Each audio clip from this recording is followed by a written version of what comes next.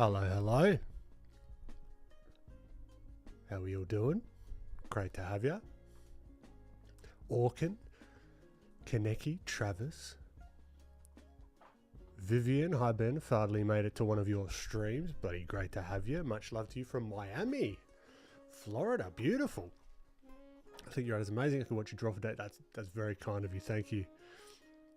Should do these broadcasts at least 2 times a week. I want to do them more than that, if I'm honest. Marlon, great to have you back. Sam Kelly, welcome. Let me just fix this issue with good old Instagram. I would like to just quickly go live on the old IG. That's alright with you. Volume low. Is the volume low? Let me know. I need a consensus before I make any changes. I might just be talking low.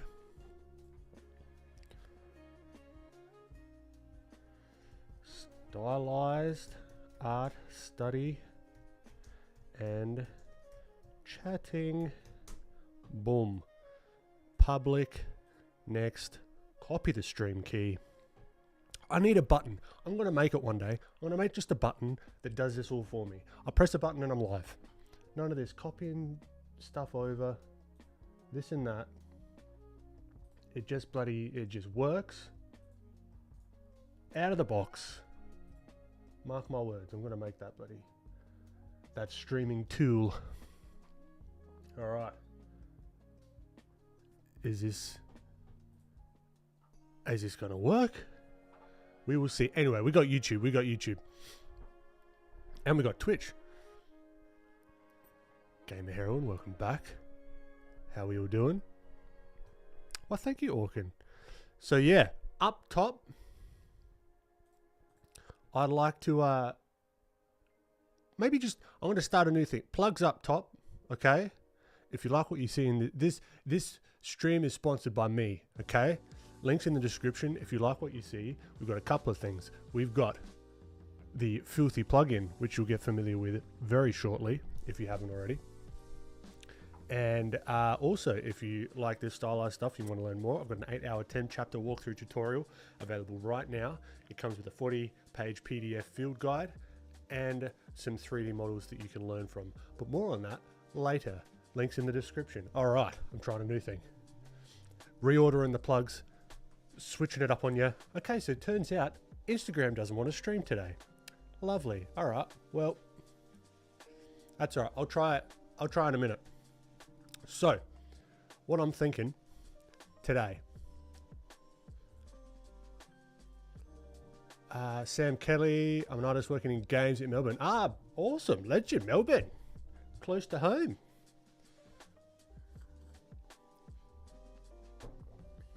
Also, brief side note, it's my birthday today, alright? So we're doing a birthday stream. 32. Feels no different. And, yeah. Not a fan of on my birthday. I'm just like, ugh. I don't know, this year it's a weird one. Feeling odd. But grateful, all at the same time. Grateful that I can come through here, keeping it consistent, hanging out with you guys. So what I'm thinking, today I just wanted to chill and do some realistic versus stylized stuff, right? So I would like to, this is why I got this reference up, okay? We've got, where's my bloody Pinterest? Here we go. Here's a link to the direct reference we're using today. Feliz cumpleaños. Cumpleaños. I'm assuming that's happy birthday. I'm getting bloody good at Spanish if you ask me. Let me catch up with Vandell. Joe, welcome. Zach A, how you doing? Spooky Emmy. I don't stream on TikTok. I want to stream on bloody everything. All at the same time, but sometimes it just doesn't want to work. Lucky Rabbit, how you doing? Anya, welcome. Is this live right now? If so, hello, this is Ben. Say hello, this is Ben, I am a yeah, okay. Hello, this is Ben, I'm a robot. Oh shit. Actually, no, I shouldn't say that because the AI video stuff is getting pretty nuts. So no, I am. This is real me.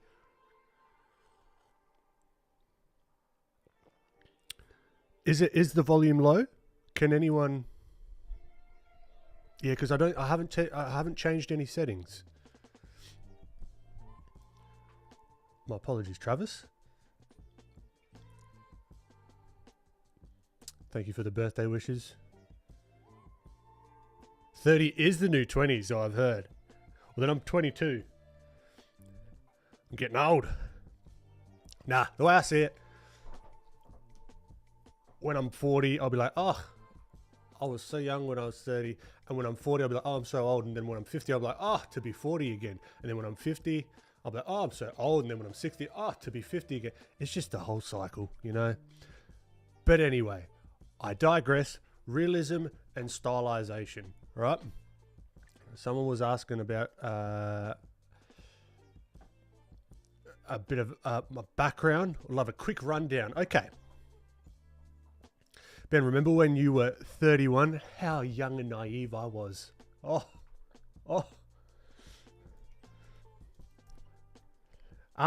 Yeah, I guess I could do a quick... Look, we'll get started. All right, this isn't stylized chatting and chatting. This is stylized drawing and chatting.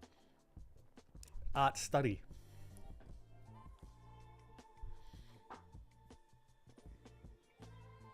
I'm also 22. Nice. Do I start getting carded at the bars again? Oh, I haven't been carded. I mean, mind you, honestly, when I was of age, I wasn't carded that much anyway.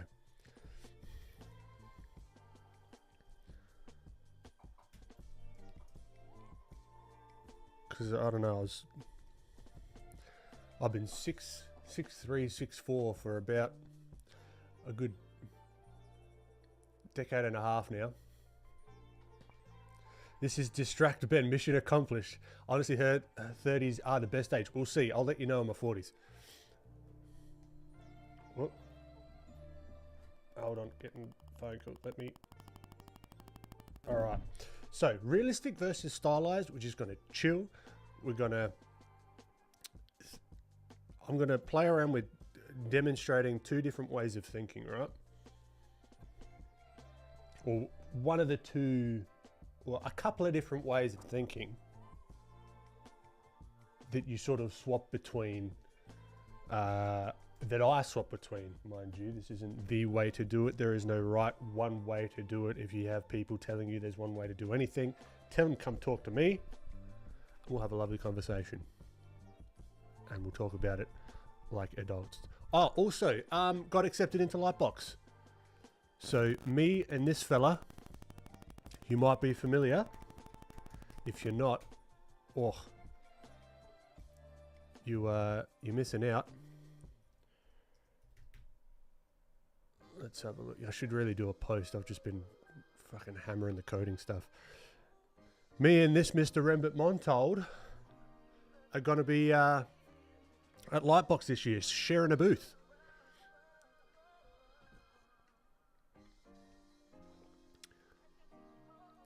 Let me, yeah, sorry, my bad. Let me pin that message for the old reference.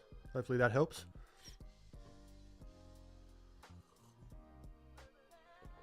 So yeah, so it's official. So I'm going to be heading down there and Yeti, got to catch up again. Dude, we've got to chat about where you sourced your comic printing as well. I'd love to have a bit of a chinwag with you on that, because it's bloody great quality. Oh, okay, you're a big fan of his? Me too. So I'm excited. The Belgian beauty himself, Rembert Montaud. All right. So let's get started. Let's get cracking into it, okay? You got the reference. We've pinned it. Instagram's not streaming. Twitch is streaming. YouTube's streaming. Good enough for me. All right? Let's get cracking. Sketchy Squirrel, how you doing? Sketchy, I have not. Vivian, you should. It's a bloody good time. I tell you what. It's like, let's go, Ben. 3, 2. Okay, good. Keeping me on track, Sugar Beats. I like it. Keeping it focused. Okay. So we're on a new layer, so that doesn't matter. I'll go over this one. First off, realistic. Okay? Haven't done realistic in a little while, so it'll be good to get back to it. There might be a little hint, a little bloody sprinkling of stylization, because I can't help myself. It's a habit at this stage. But basically, if we let's just do black and white to start with.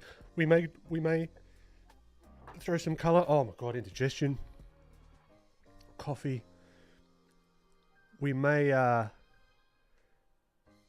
what you call it?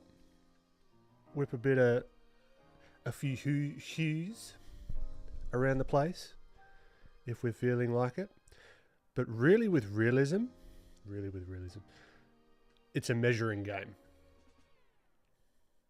You ever draw from the same reference twice by accident? You mean like I'm doing right now? Like that I realize that I've already done this reference, and I thought that it was a good opportunity because this is a very let's say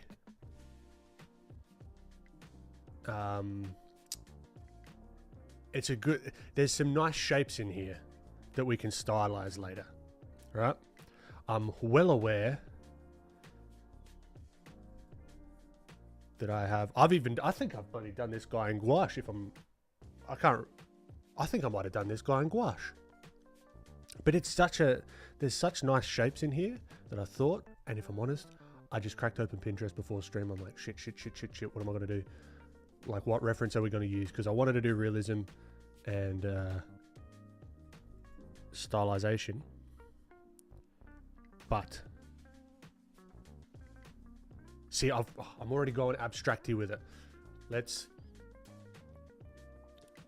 step back and measure, okay? So, I'm trying to block out the larger forms, the largest shapes. Now, you can get real technical with it. It's up to your flavor, your level of patience, your, how do you say, what's the word for, I guess your, like, style isn't the right word, your inclination, potentially, of how measured you want to go with this and how deep you want to go with all the little, no, I'm not, Sugar Beads. You're spreading misinformation, disinformation.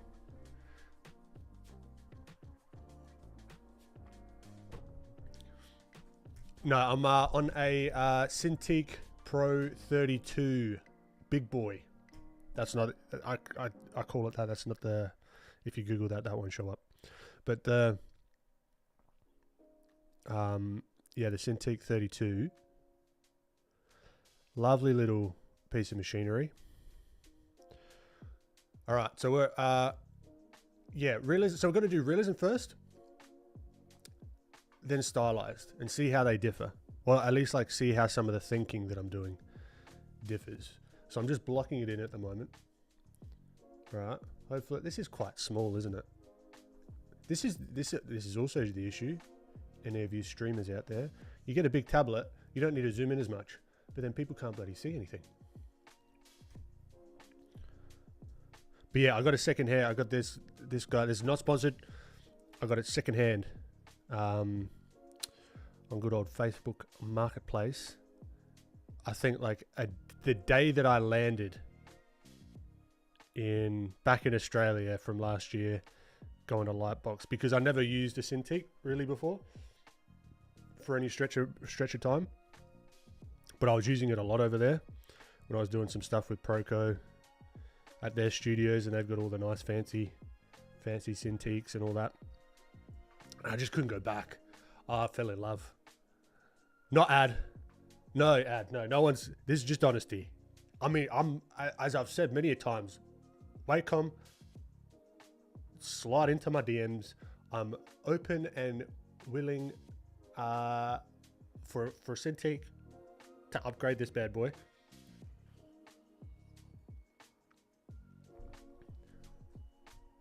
You know where I'm at. I'm not hard to find. Okay. Oh, and I think I will be able to show you a little glimpse, a little sneak preview of Dria as well, the course platform I've been working on. Now, for those regulars, it's probably annoying me keep mentioning like the course platform I've been working on. It's marketing. It's marketing, babe. You got to keep mentioning it, or else I'll never mention it. I've got to force myself to talk about it because that's not my natural.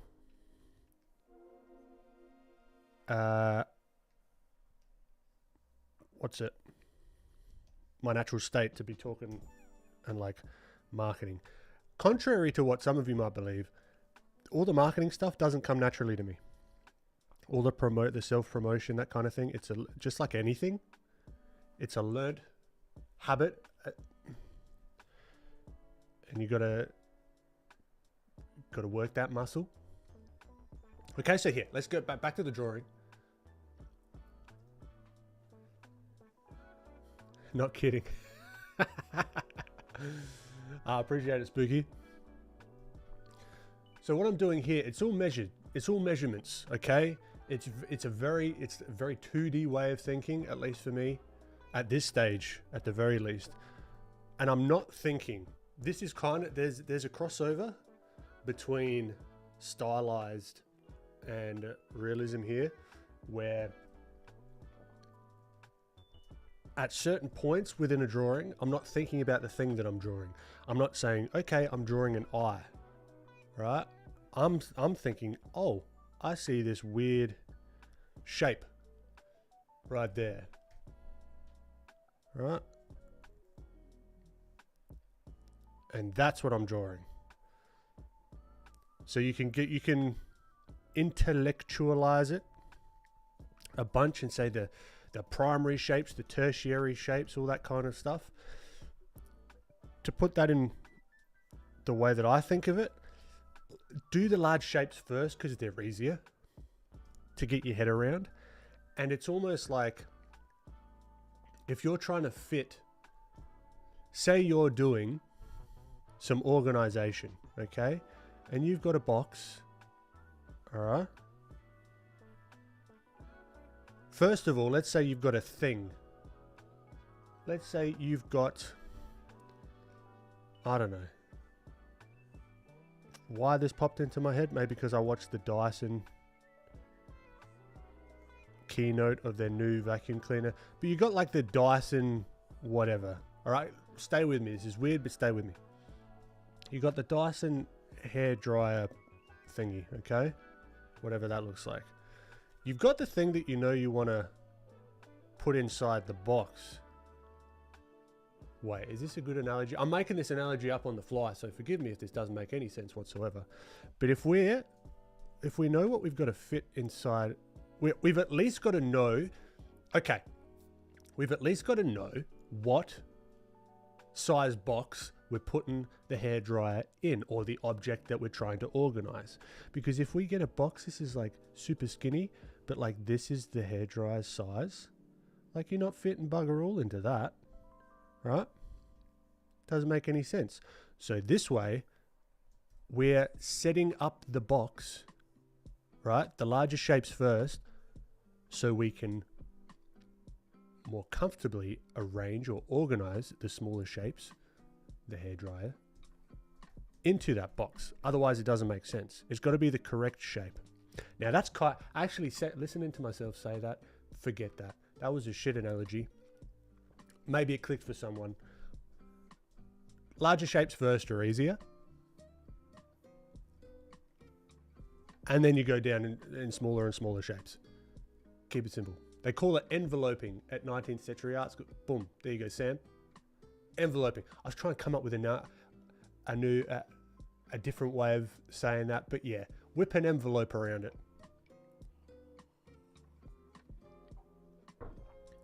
Dyson sponsorship. Actually, I wouldn't say no. I don't know what I'd use it for.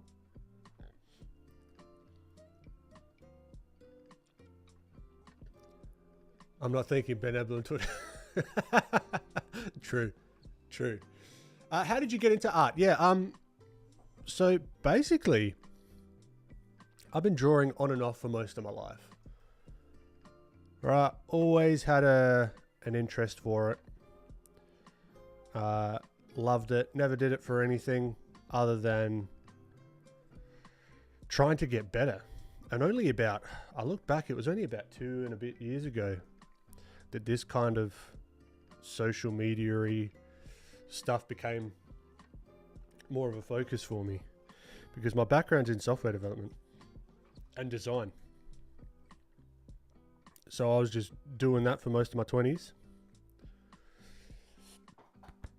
Oh, man. I'm being paid by a big vacuum. Chainhead, hey Ben, I've got to really thank you for your advice last week. I started doing the drills you suggested and my rendering has improved. Bloody good stuff, Chain. Ah, that's awesome. Ben always drew, but one day he decided not to play baseball and then he started to draw. He became Australian, then an artist. What was I before Sugar Beats? I'd love to know. I've forgotten. It's been that long. No, I've always been Australian. This accent isn't learned. Well, technically it was learned, but it's natural.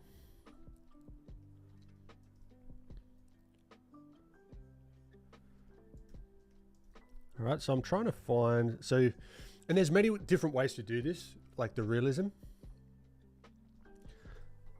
You can do the line work, okay? And you can really measure everything out, which is not a bad idea for traditional if you've got like a clear plan or you've done some preliminary studies beforehand and you just want to nail the proportions if you've taken like a photograph or whatever. Nothing wrong with that at all. Even I did take a class, if you guys are familiar with Robin Ely, not sure how you actually pronounce his name. Amazing oil painter, like a bloody legend of a dude. And he would do that. He would like get all the measurements just bang on and.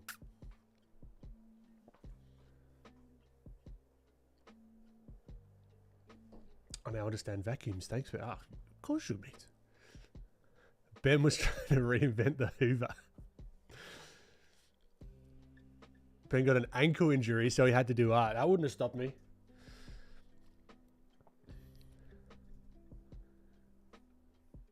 No, but yeah, from my backstory, I guess, yeah. Had a startup, still have that company that we built. An app for small businesses.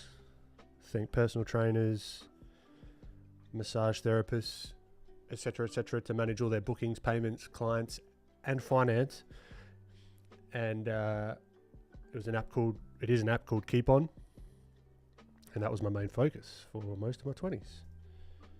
Started off with personal trainers, then sort of morphed into what it is now. And then, yeah, I just started to want to get better at, because I was doing this realism stuff for a very long time. Like what I was practicing in my own time, just for funsies, is this. Getting as close as I can to the reference, you know? And then I got bored of it. If I'm being perfectly honest, I got bloody sick of, where are my brush? This is my brush settings. No. Brush settings. Come back to me. Okay, we're down here. Yeah, I got bloody sick of it. Just like copying shit. I was like, all right, how do these people... Like, it always fascinated me how these people could do all this like stylized stuff, create characters, you know, like the Disney Pixar kind of thing. And then I just started like, all right, one way to do this is like, I was a big fan of the Feynman technique. If you know how to explain what you're doing, it's going to sink in a lot more, and it's going to make really clear what you don't understand. So I was never going into it as being a teacher, and I still don't honestly like thinking of the stuff that I'm doing as like teaching. I'm more so, from the content that I put out, even this is like, hey, this is what I'm working on, this is what I'm doing. Instead of sitting on the other on the table across from me and saying, this is how you do this, this is how you do that. It's more like, come check it out. Come look over my shoulder. This is what I'm doing. This is how I'm getting better. This is what I've learnt. Hopefully this helps. Take it or leave it, you know what I mean?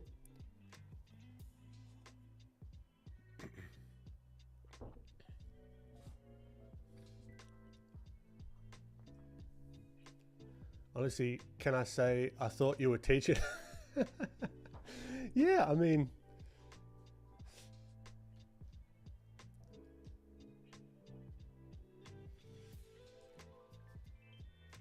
no, this is not an ad read. This is not an ad. I'm not promoting. I'm just telling you the backstory, you know? That's really inspiring to hear. I'm trying to transition from 3D art to concept illustration, back to oil painting maybe. Oh, Sam, oil painting. Lovely. Spooky Emmy.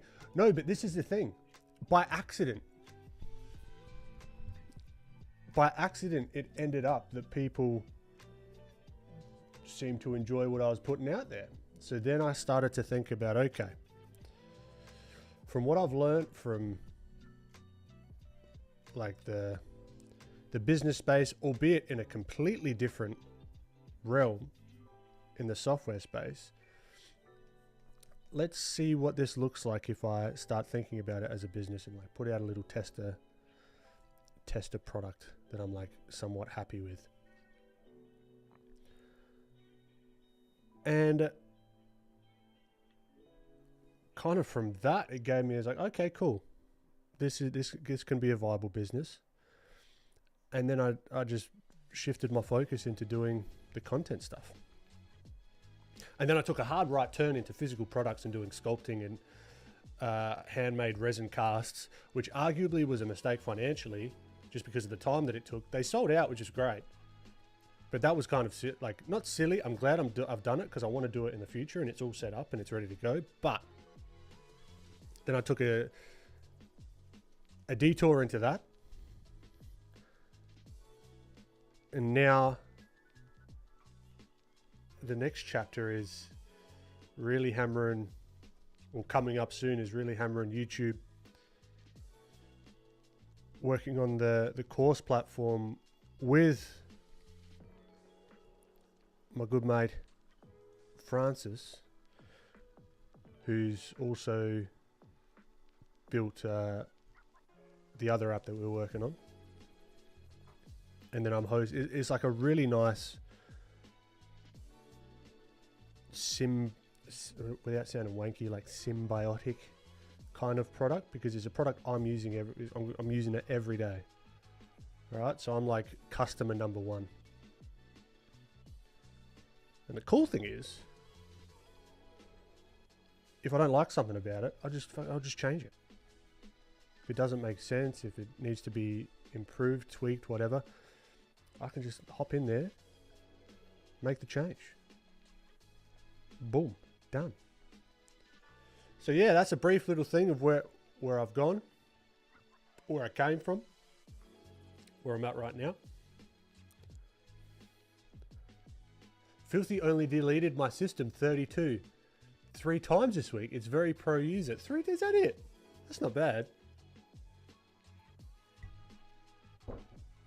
So what I'm doing here, back to the bloody drawing while you're here in the first place. You're not here to listen to me just blab on about whatever.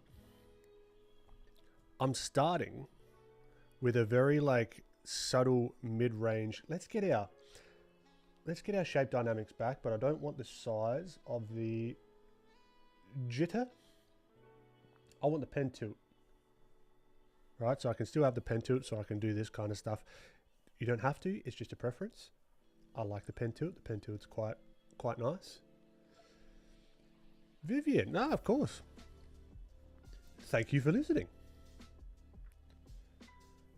But yeah, I've found that I really do enjoy the content creation side of stuff, because I taught myself like the video editing and that kind of thing from my previous company that I was working on, and I was just like, yeah, there's got to be some crossover here. And even from like the marketing side and positioning the content, I like getting analytical with stuff. I really enjoy, like, I think about content as a game that can be figured out. It's always evolving, but it can be figured out.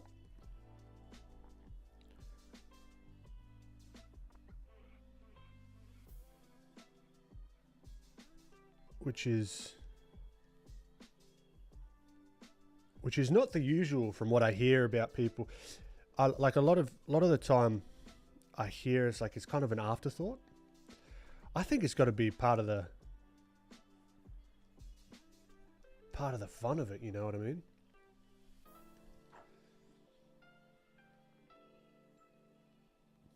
His hair is iconic, I know, right? I've taken a slight detour recently. The past few weeks I've been modding Halo 4 and have been learning a lot of tricks in Blender. That's so cool. The modding. Keep me yap it, yeah, that's it. I'm like that substitute teacher.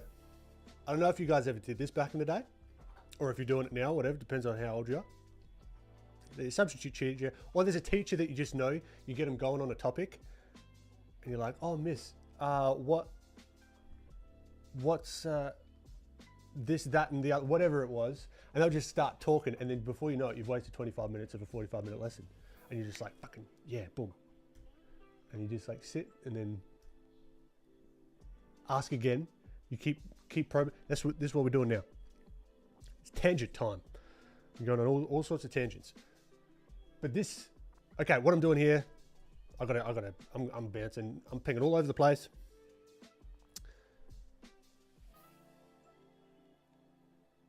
Mid-range values. Okay, if there's a scale. Hello, where's my, okay, if there's a scale, the darkest to the absolute whitest white, I'm kind of like hanging out right about in here.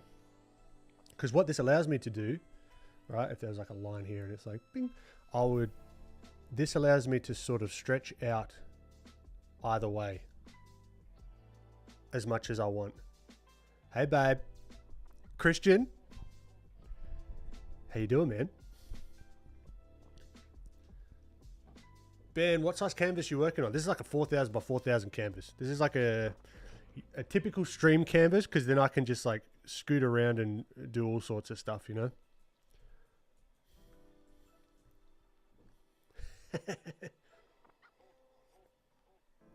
Sam, what part of Aussie are you based in? Adelaide.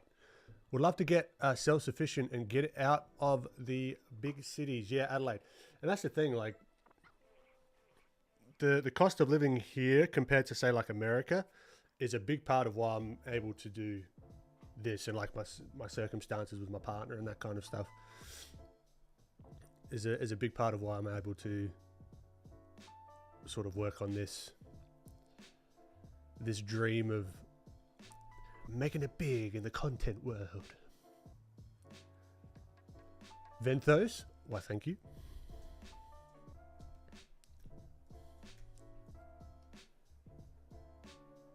But from the people, all the people that I've met in the content space, so doable. It's so, like, it is, like, I really wouldn't be doing it if I hadn't seen evidence of others doing it as well, you know?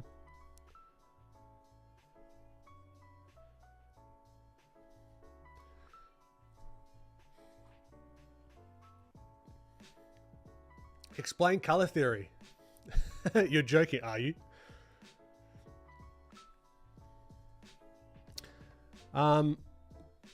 It depends what part of color theory. I'm more interested in light, personally, which, if we're getting all philosophical, there is no color without light.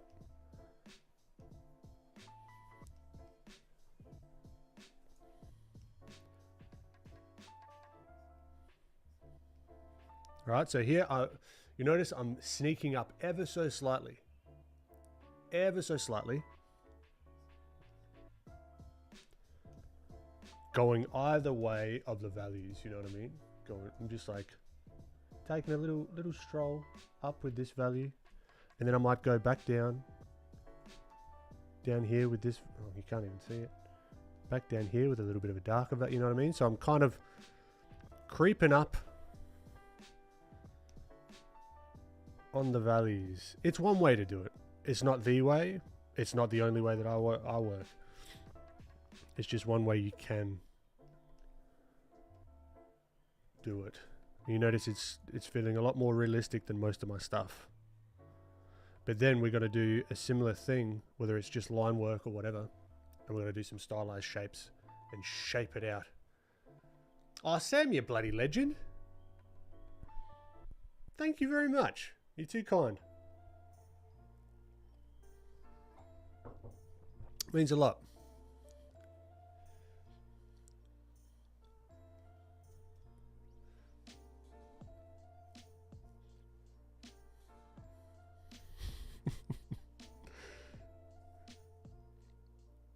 All right, and then squint your eyes down.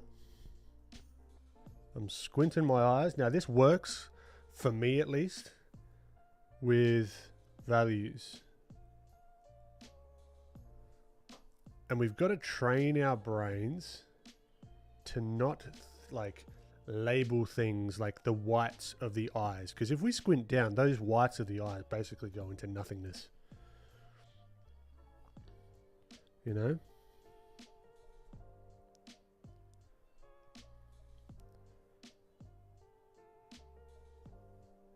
So this is kind of the range of values. And it would help if you made this whole thing black and white as well.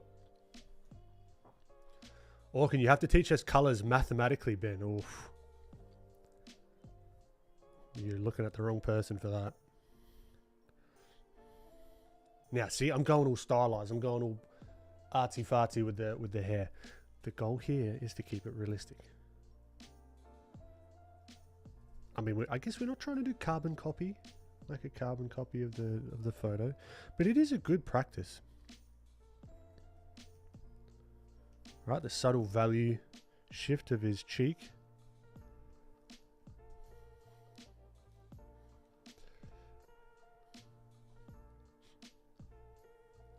Spooky Emmy, can I just say, I can't draw men, so this is impossible. Emmy, what if I told you? Then I'm not even thinking about this is a man. What if there is no man? What, this is like some Matrix shit. What does he say? There is no something.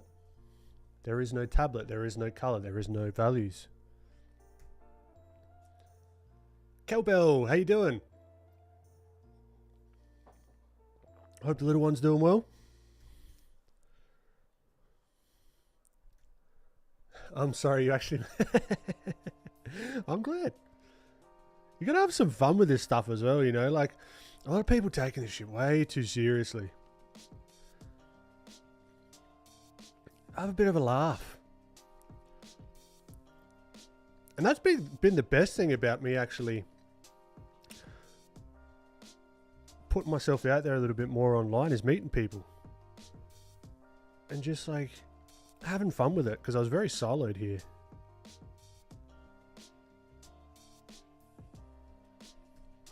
Oh, also Sam, Melbourne Sam, if you're still in here. Are you familiar with the CDW guys?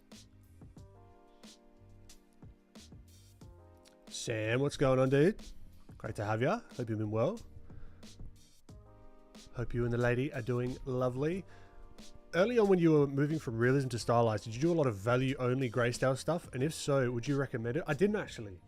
My focus was on the line work, more this sort of stuff.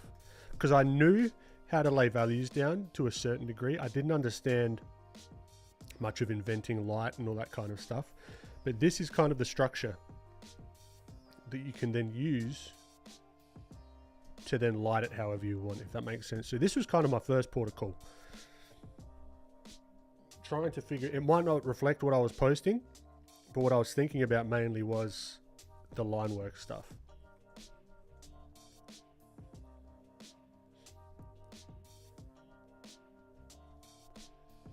Swonino, for real, I don't know what's so difficult in drawing men. Why is that? That seems like a you issue. This is a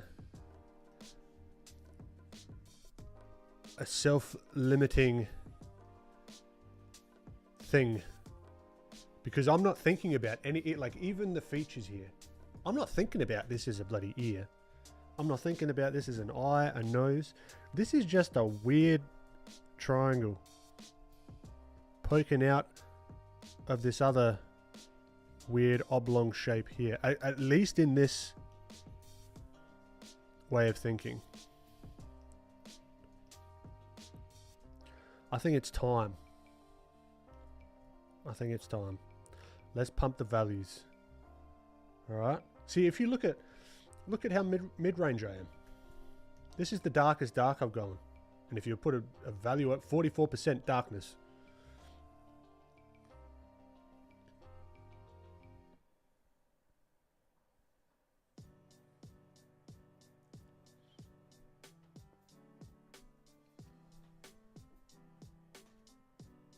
You're so serious with your voice when you say, fuck you mean? I just can't see values properly in a colored image. I get it wrong most of the time. Would it be a bad habit to turn the images black and white when I print? Definitely not. Definitely not. It comes back to the goal, right? What are you trying to do? If you're trying to understand values, like, I get it though. The feeling of, like, quote unquote cheating, you know? Like, oh, if I do this, am I cheating? What are you trying to get out of it? And who's looking over your shoulder? And what competition are you participating in? And what are the rules of that competition? It's all up here. It's all up here, right? If it gets you closer to your goal, bloody do it. Turn it black and white. Nothing wrong with that. You know? Use reference.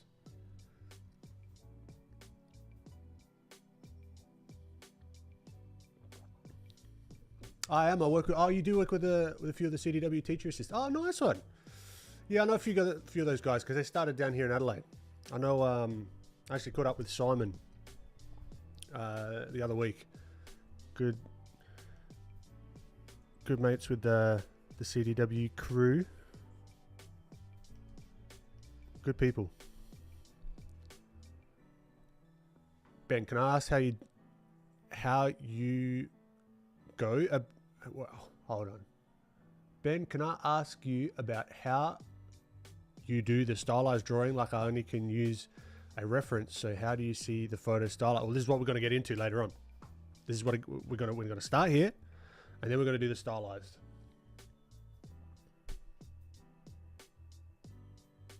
I like to work black and white to color. I did that today with my portrait. That's good. And I realized you could do it with oils as well, because I'm not very super familiar with oils. But you can do, what is it? A grisaille. A grisaille. I don't know how you pronounce the thing. But you do like a black and white oil painting, and then you do glazes over the top with color. And it's kind of like using layer modes, which is cool. That's right, Spooky. I'm shit at reading, so it works out. It balances itself out. Swonino, I've been practicing drawing portraits of men so far. There's some enlightenment. There's some progress. Nice. Maybe I'm just so used to drawing women. Yeah. I would, if it depends what kind of drawing you're doing, but I would almost start trying to not think about them as anything. Not even human. It's just, for this particular workout, right? This particular little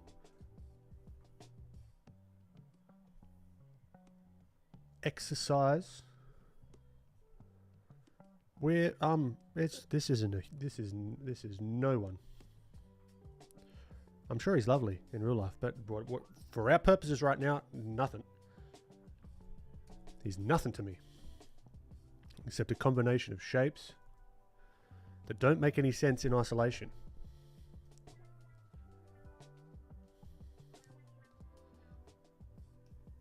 Right, I think let's Let's speed this up a bit. Let's get some. I've got to stop. I'm still going to.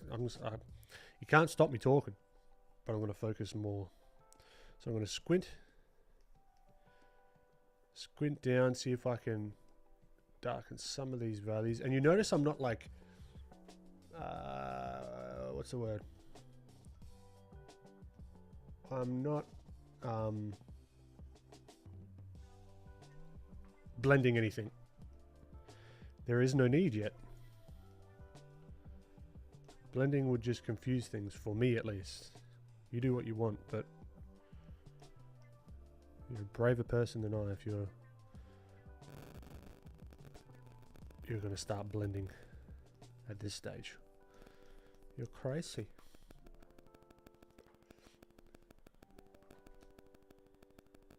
Oh, Sam.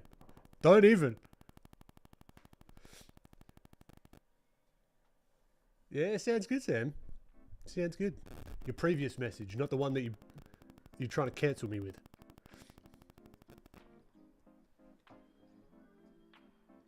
Honestly, that's the biggest thing Ben has taught me over the past few years, is just to relax and have fun with art. It doesn't have to be so serious and accurate all the time. Yeah, man. I mean, but that's just me as well. There's some people that are more militant about it, which I like. There's times you see me acting silly on stream, doing weird little analogies with Dyson hair dryers and whatever. But there's a time to be fucking sit down for 6 hours in a row and do the thing. Nothing wrong with that either. I love that.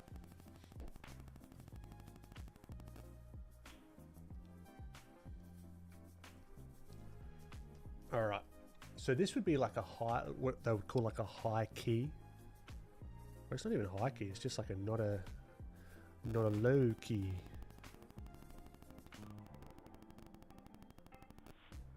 All right. So even this like shape of his hair is going to help frame and give us context with the values, you know.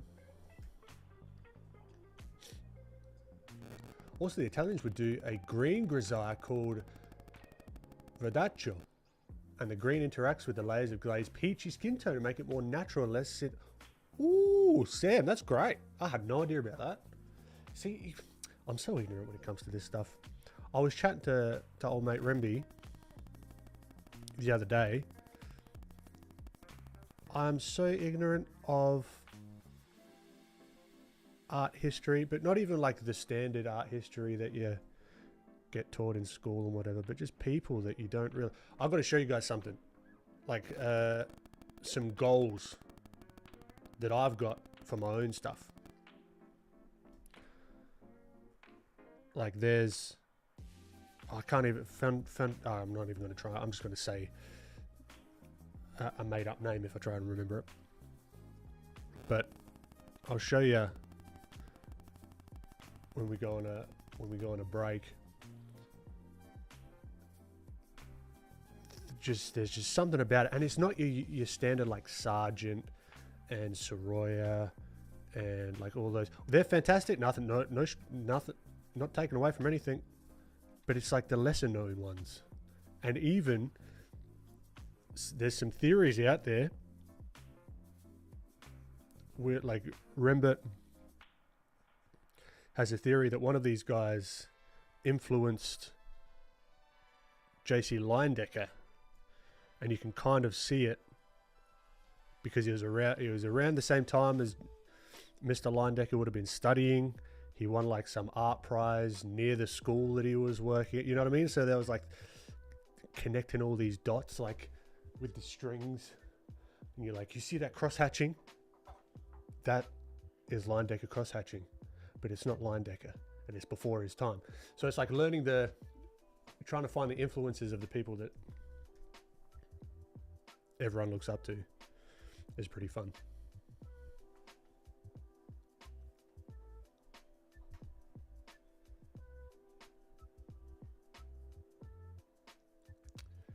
Dan, how you doing? Beats sent me and speaks. Sugar Beats, you've been sending some people to the stream. I appreciate you. What's going on, Dan? Welcome, newcomer.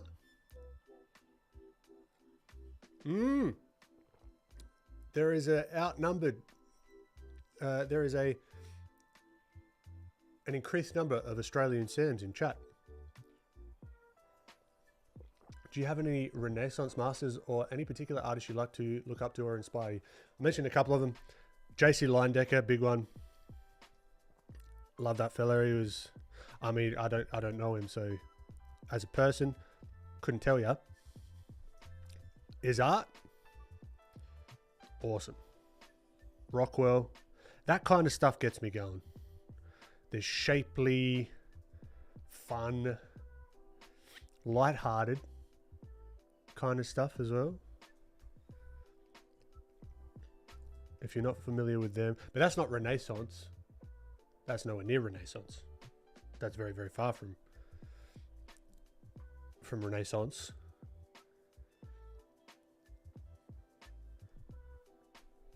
Just want you to know, Beats is famous, and they send it against. Oh no, sugar. Blink 3 times. If you're here against your will. I feel like the sounds are a nuclear tester. I don't know what it's called. Geiger counter. Oh yeah, the tick, tick, tick, tick, tick. Yeah.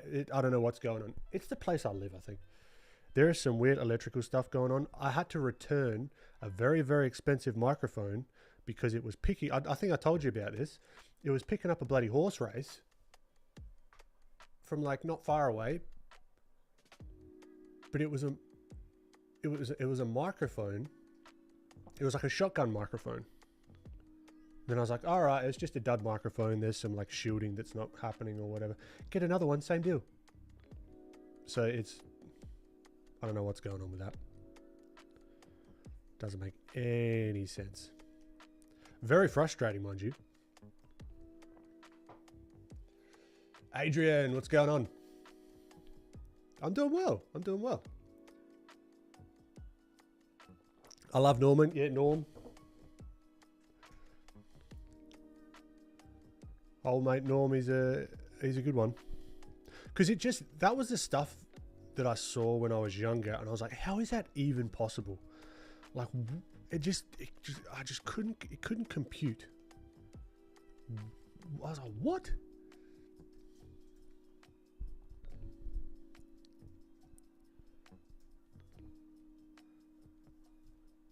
All right, zoom out. Feeling realistic adjacent. Let's get serious now.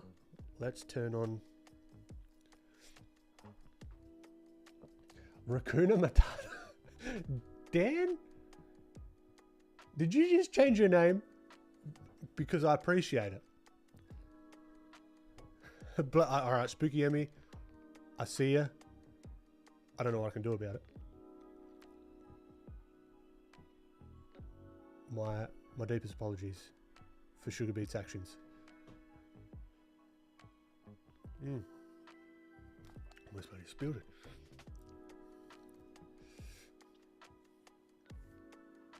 I've always been fascinated by how Renaissance artists managed to achieve such beautiful colors, even though access to pigments was limited, difficult, and labor intensive at the time. I think that's a part of it, because they did so well because they had such a restriction. It's that whole thing of like, oh, restriction breeds creativity and blah, blah, blah, blah, blah. It's not wrong. It's not wrong. Serious time, but no animal segment. The stream isn't over yet, Sugar Beats. For all you know, we could have adopted a kangaroo, and I could get him on stream. Casey Snow, how you doing? Great to have you.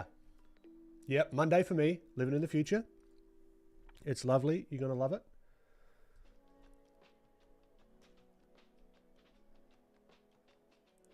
Gilham Freitas, hi, with your streams I'm learning art and English. Ooh, art, great. English, I wouldn't learn English from me, but I appreciate it.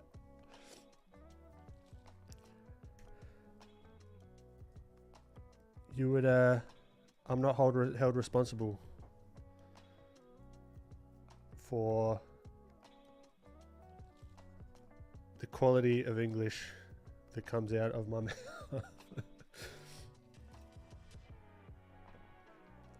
The microphone interference is why Ben's next tutorial he's speaking fast.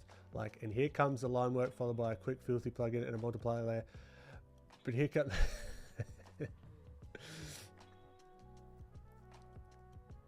I know you don't have an animal... Sugar beets. You have so little faith. Rue on stream, let's go. Imagine.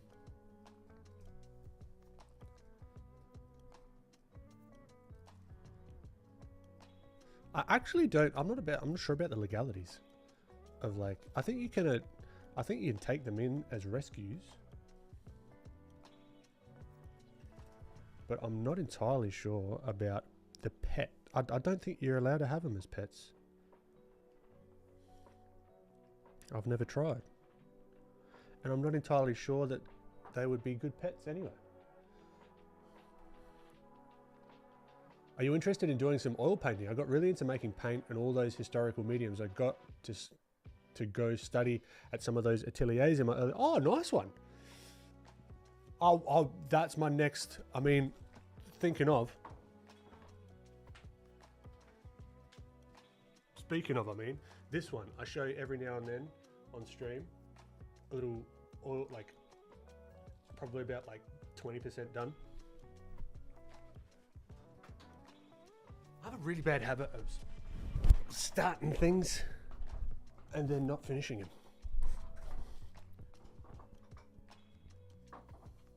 This is Photoshop.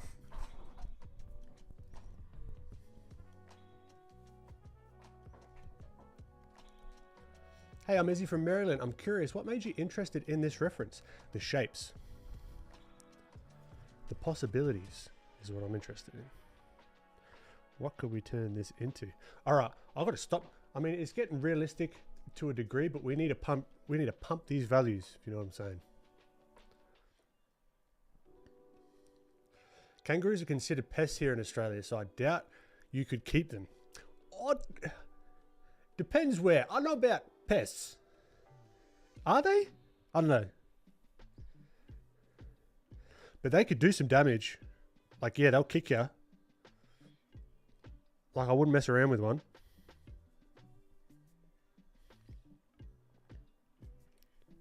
Like, you've seen them before where they do like the full MMA choke. They literally choke each other out. I want to know what was the first kangaroo that figured out that you could choke out another kangaroo?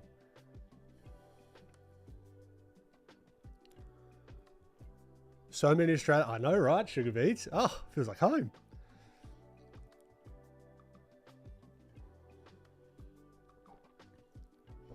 If you don't know, great to have you back. Welcome. I appreciate it, Sam. I know you probably just saw a boring bird. Are you... Sugar beets, did you just call Australian birds boring? I will not have that.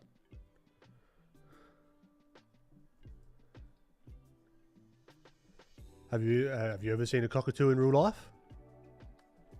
What about a galah? A rainbow lorikeet?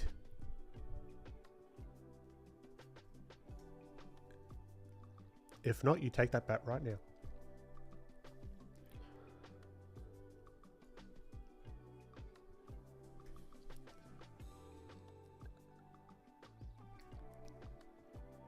All right, let's have a look. See, we're like creeping up. We're creeping up.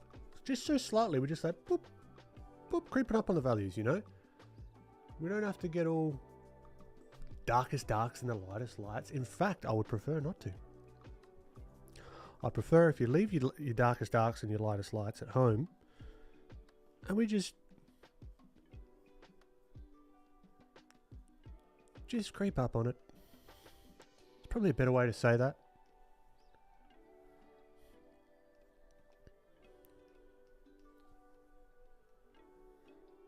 But this is a very good practice on not thinking about things as things. Right? Because you would think, okay, this neck here is going to be the same color as his skin. But if you actually look and you squint down, it's a lot darker in comparison. Because it's in shadow. Well, part of it is in shadow, right?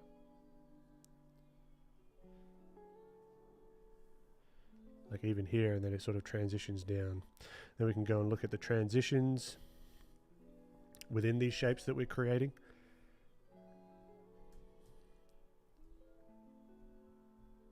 Now I've done a stylized eye, so let's... Is it time to zoom in? Maybe a tad. Maybe a sneaky little zoom can do us some good.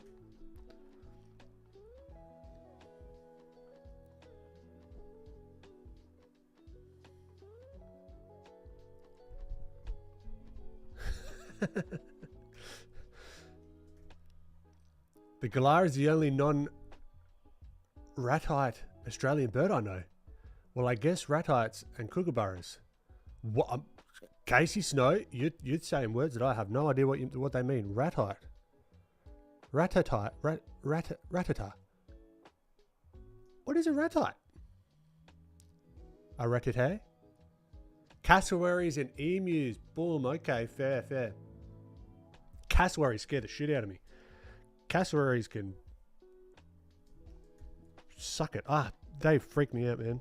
They are dinosaurs.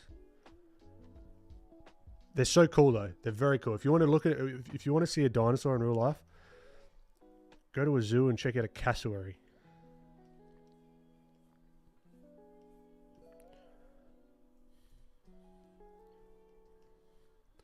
All right, let's start getting a little bit closer, a little more intimate with our values. That wrong choice of words. Let's say more deliberate with our values. Let's try that. Redo. Beaker Bomb creates. Hey Ben, been watching you since your first video. Man, OG, love it. Love your artwork. Also, have you ever drawn a WWE superstar? Much love. I haven't. I can't say I have. Have I? I don't think so. Those feet are straight up prehistoric. 1000%. It's so cool. Also giraffes. If you want to see some like dinosaur looking things, just the scale. Giraffes, dinosaurs, you just get the vibe of like, oh shit. They give me the Brontosaurus vibes. Love a good giraffe.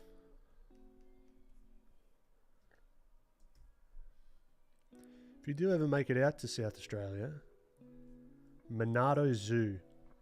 Hashtag not sponsored. Awesome. Awesome little spot.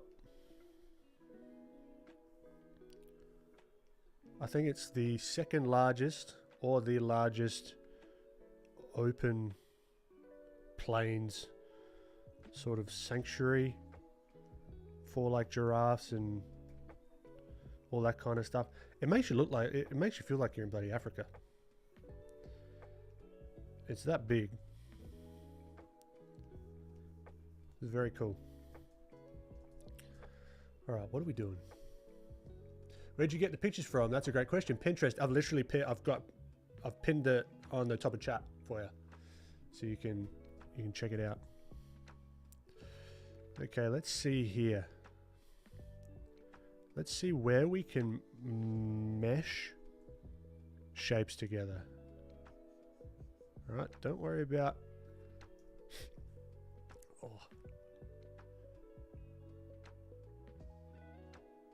Nothing less satisfying than a sneeze that never arrives. Oh.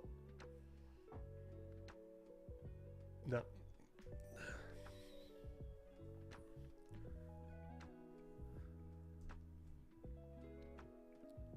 Let's see here. Now this is where the subtlety really needs to come in with the eyes.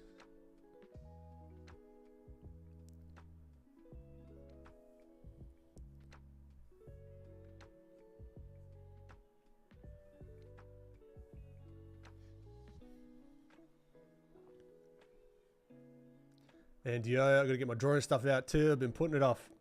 Gotta do it. Take that small little step. Get it out.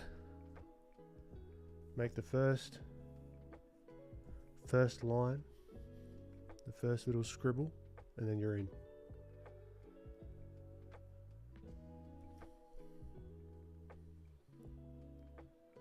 I'll keep it in mind. I've always wanted to visit Australia. Casey, yeah.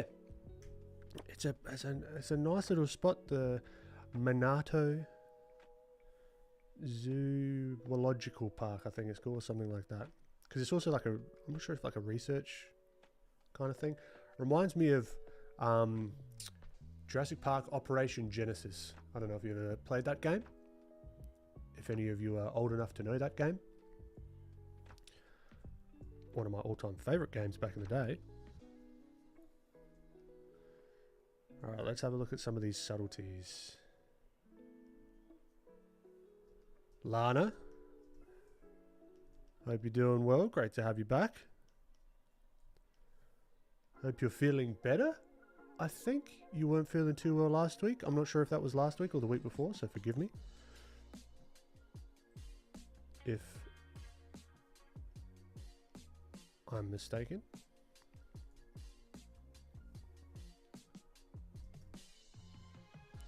See, even here, there's a bit of that stylization going.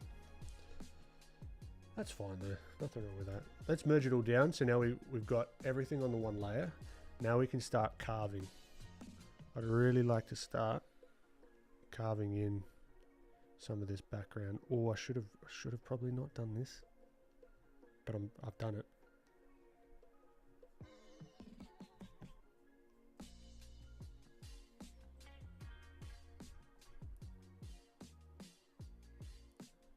Maybe not, Lana. Maybe I'm imagining things.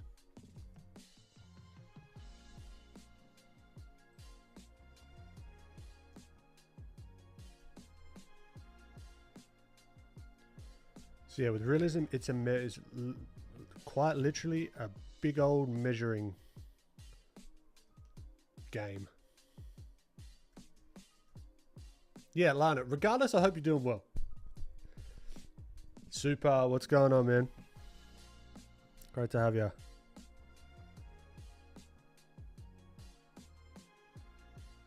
How's the game coming along?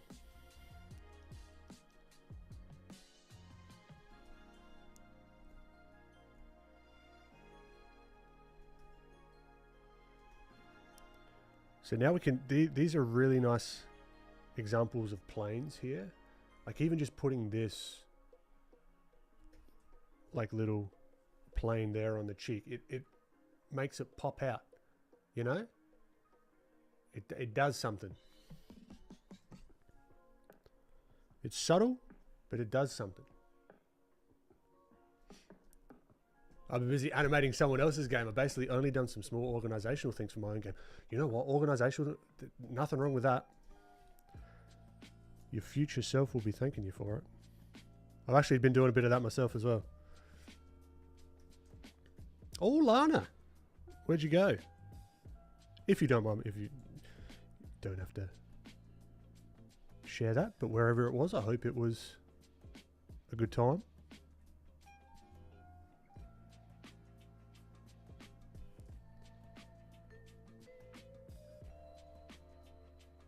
Now, as we're losing some of the line work, let's see if we can zoom it in. Scooch me over here. Let's go back and forth with the subtleties of some of these value transitions.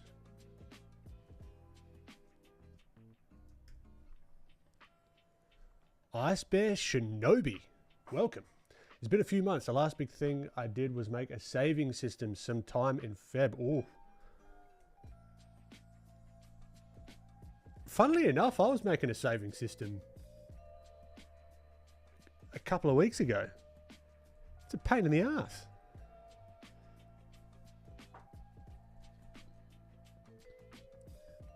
Is it like I was working on like auto saving, but doing it where it doesn't lock off the UI. So it's like, it was in particular, I think I might have mentioned this last stream. Was like, for example, here, drag and drop this on web. It's very easy just to do a drag and drop, and then when you drop it, It's like loading, loading, loading, loading, loading. Now it's there, right? But I don't want it to do that. I want it to be snappy, and I want to be as snappy as bloody Photoshop in here. So it's all your lessons and everything, and your sub folders and whatever. You can just like drag and drop. But to do that, you've got to like add it in a queue.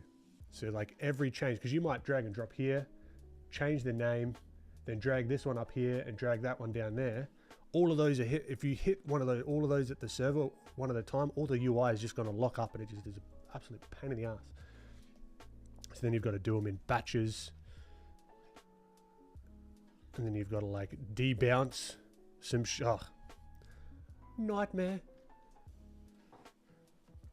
Okay, how do you make decisions about where/when to stylize? Hopefully it's going to be clear in a little bit, because we'll go a little bit further with this guy. We could, if we wanted to, we're not going to, get this like photorealistic, like photorealistic, and just go absolutely mental with the rendering. And but really that's just comes down to measurement of both the shapes and the values. Like, and it's just not as fun for me. And this is what I used to do a lot, like a lot. I think it's a valuable skill. I think you should learn how to do it if you're interested in it. If not just for value judgments, for when you do your own stuff.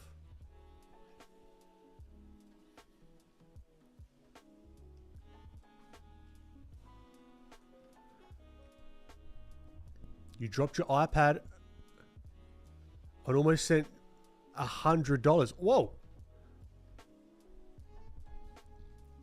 Man, oh man, oh man. Lucky. Unlucky drop for you. Lucky drop for me, Lana. No, but you know, if that happened, that money would be going straight back to you.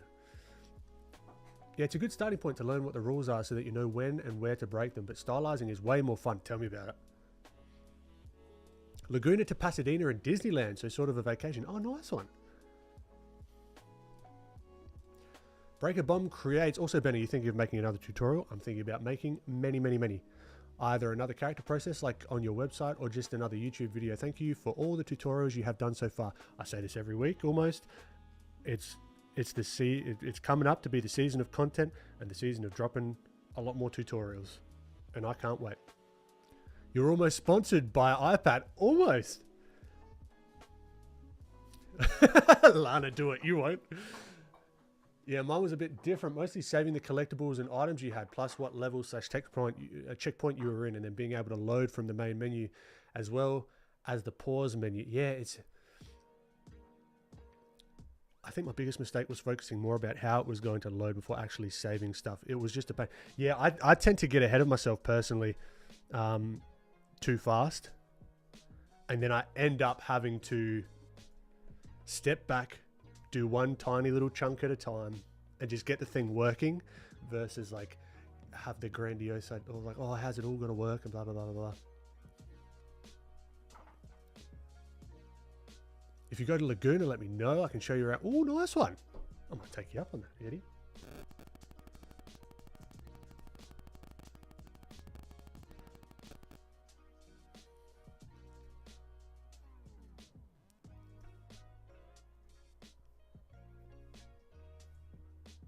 Yeah, I want to do a bit more traveling about the place when I'm there this year. Going around, meeting new people, hanging out.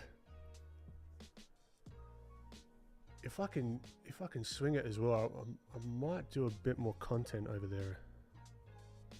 Not vloggy stuff, but like just sharing a bit more about what's going on.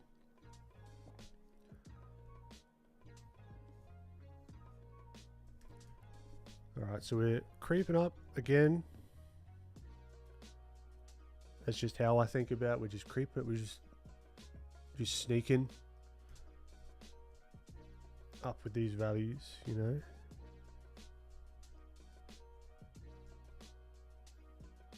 Slowly but surely. But I mean, the whole, even I can see this now, this whole shape is wrong. Like it's all wrong.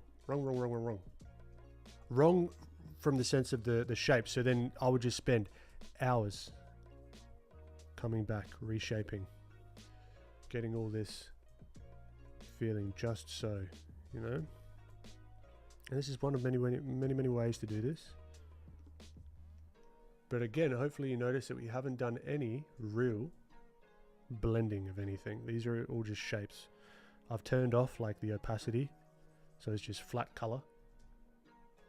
We're training our eyes to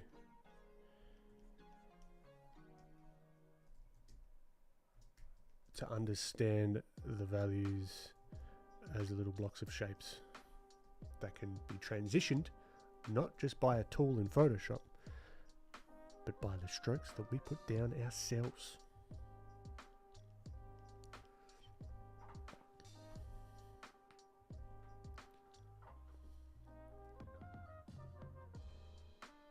That might be cool. I'd watch. Good to know, Andy. And you? Traveling to Ohio. I would love to go all over the place in the US. My goal is every year I spend like a month and a bit in the US. That's my goal. All right. I'm going to be back momentarily.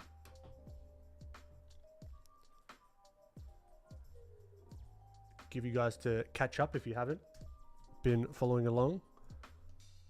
Back in 2 mins.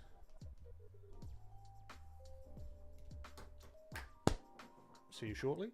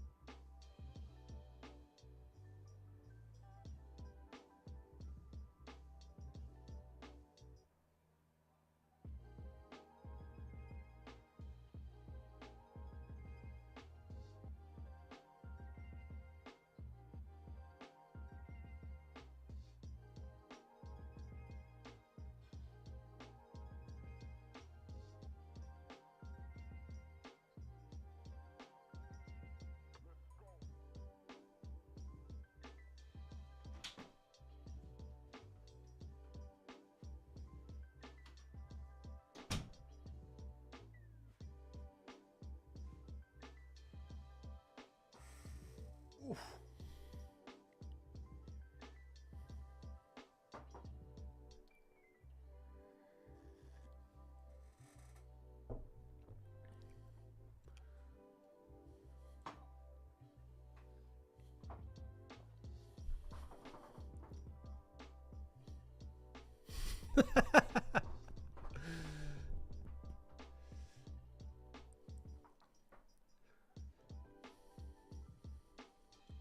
Okay, totally random and probably a dumb question, but are you familiar with KSM and Picat? Not Picat, but KSM. I actually caught up with him a couple weeks back.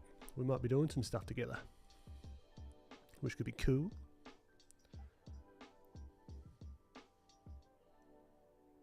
Catch you later. Break a Bomb Creates. Thanks for popping in.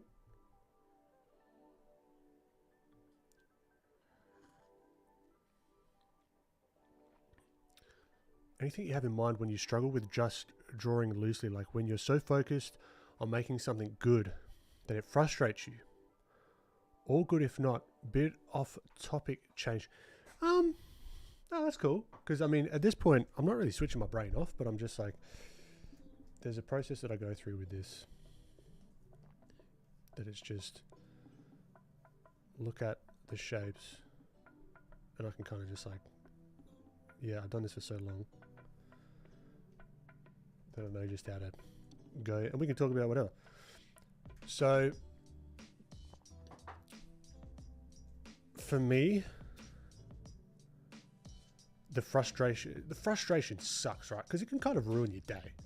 I don't know about you. I don't know about how much you care about it, but it has ruined many a day for me. It's not fun. That's when it's...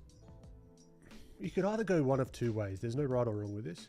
You can either hammer through it and really start again, try and break it down and intellectualize why things aren't looking the way that they're looking, and by doing that, setting yourself up for success by getting some style reference. Okay, not thinking that you have to already know how to draw everything magically, as if like the skills are just like locked up inside of you already, and then you just have to do this magic sequence of strokes and it's gonna work. Like, that doesn't make any logical sense, right? How long have you practiced for? How often do you do this? You know what I mean? Like, oftentimes it's, if someone else came to you with saying that, and they'll say, I'm so frustrated because I can't do blah blah blah blah blah, you'd ask them, well, how long have you been practicing for? Is this your first time trying this style? You know, right? The people that you're trying to look up to, how long have they been doing it compared to you? And then you would like logic it, or you may not, but I would logic my way into getting to the conclusion that they need to chill out, give themselves just a little bit of relax, it's going to be okay, and try and enjoy the process. But we don't do that with ourselves for some reason. At least I don't. It's not my default setting. So I would get some style reference if you're going to try and hammer through the frustration. Get some style reference and just focus on a small part, not like a whole drawing. Let's just say like noses, eyes, chin, whatever, right? Face shape, color values, general limb shapes, whatever. Something small, and give yourself a little win. Give yourself a little win so that next time that you come in, the next day after, whatever, you're coming in with, okay, cool, I've had a little win. See if you can finish on just like a little win. That's a thing that I've done in the past, and it helps. It ends you on a good note, or like an okay note at the very least, instead of just like throwing your laptop out the window or throwing your sketchbook out the car window. Just give yourself a quick little win at the end of it, and you'll be much happier for it, I reckon. Hopefully that makes sense. A little rambly, but you know what? I'm in a little rambly mood. Oh, nice. Just wondered, because I know you do all the YouTube art stuff, and they are here as well. Here being Twitch. Yeah. Yeah, Kasim's killing the Twitch game. Like, it's very admirable how he's been able to grow that Twitch audience, which is cool.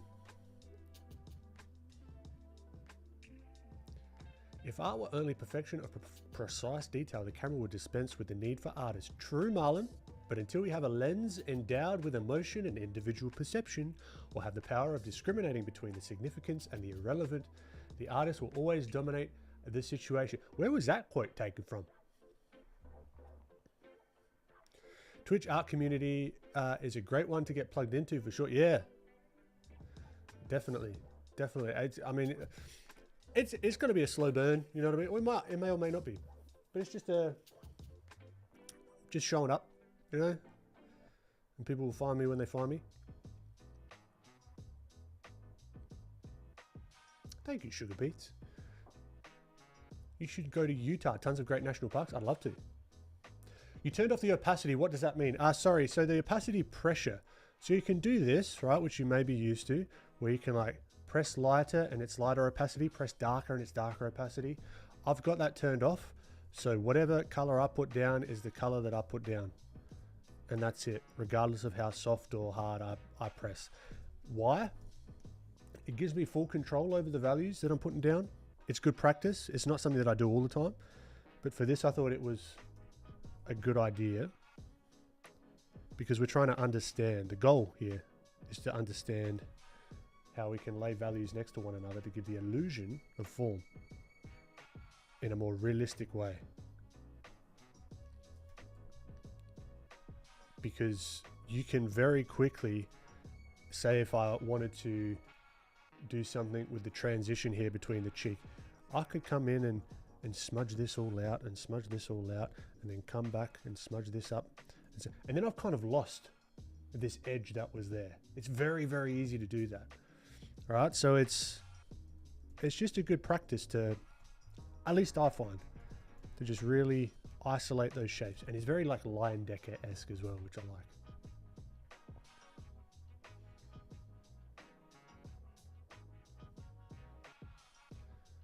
Travis, I have to check it out.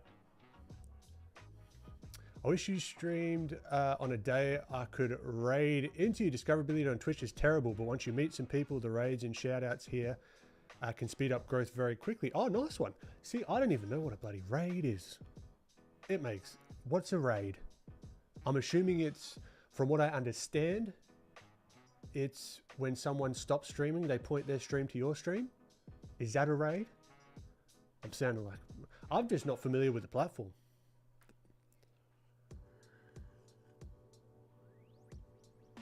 Maybe you and Kasem could do a stream together event. Yeah, that'd be cool. That'd be cool. Definitely.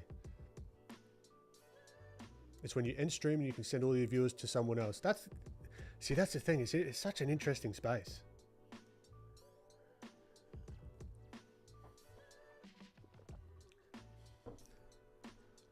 You're about to trash talk me. Is that right, Lana? Feel free. He's a nerd now with glasses. I am. I love it. I can do this unironically. Actually, there is no values without light. Actually, so yeah, I now have the right to do that now. All right, where are we at? We've done some, like, it's getting fairly realistic. I kind of feel like keeping going with this, although this is meant to be stylized. Let's do how I would stylize the shapes from like this kind of way. All right, and then we can come back to this one if we want to like wrap it up and just chat and chill. Okay, I'm already back. Don't need this. So let's scooch. Oh, we got bloody Dyson hairdryer connected. Get out of here. You're a terrible analogy.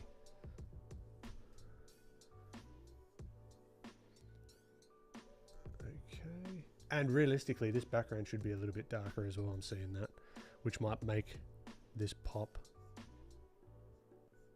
Just, see, I got the opacity. Just a little bit more.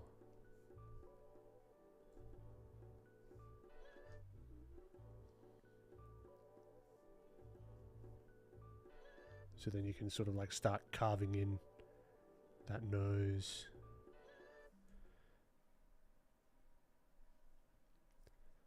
And I recommend for those of you that haven't before, try get into some sculpture as well. So fun.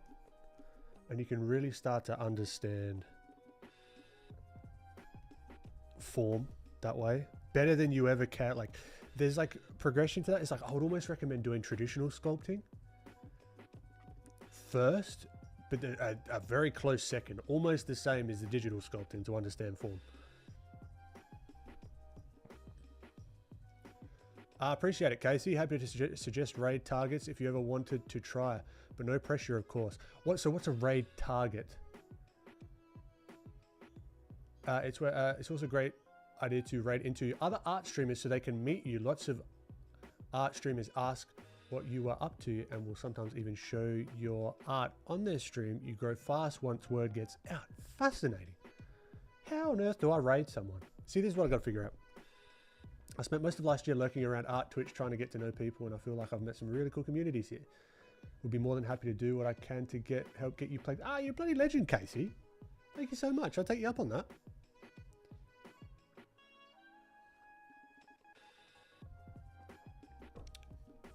Artistic. Any tips on getting through a sketch and finishing it? I always get stuck practicing and struggle trying to advance to the next stage of the drawing. Actually sitting down and deciding this is not a study.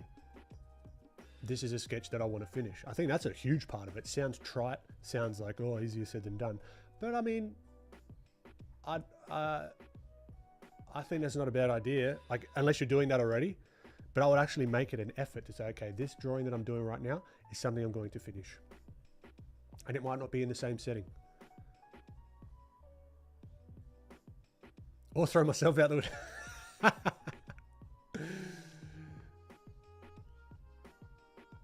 Did I hear you mention Picat earlier? I wasn't paying attention. Yeah, someone mentioned Picat. I may have seen their work. The name doesn't ring a bell. No worries, Artistic. Ben, what are your thoughts on doing master copies of stylized artists in an attempt to grow?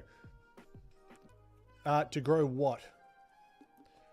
To grow understanding of stylized stuff? Beautiful.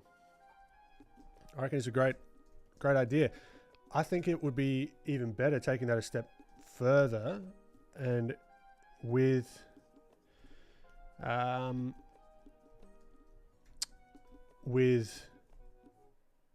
whatever study that you're trying to do, trying to get a goal, like an even more specific goal. Like, okay, I'm just copying for copying's sake. It's just like any kind of study. All right. What do you want to get out of it? And being clear about that up front. And then going for it. Because then you know if you've achieved what you wanted to achieve. Otherwise, you never know. Okay, so I'm just going to play around with some shapes. I don't know what's going to look good. I don't know what's happening. We're just going to try some stuff.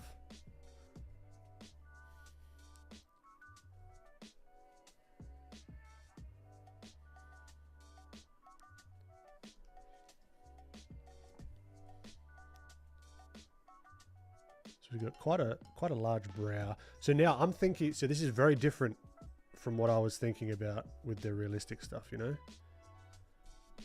Very, very different.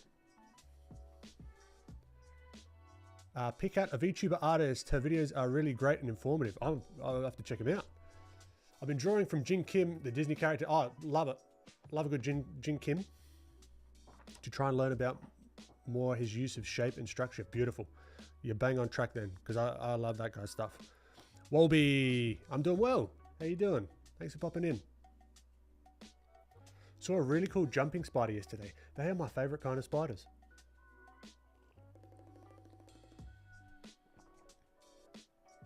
I just love the Twitch art category and would love to see more artists like yourself trying the platform out. If you go to the Stream Manager tab, there's a big raid button. You can click to find people to raid into at the end of the stream. Oh, sick. You can also use the /raid command to do a raid manually if you have someone in mind who you know is live. Fascinating.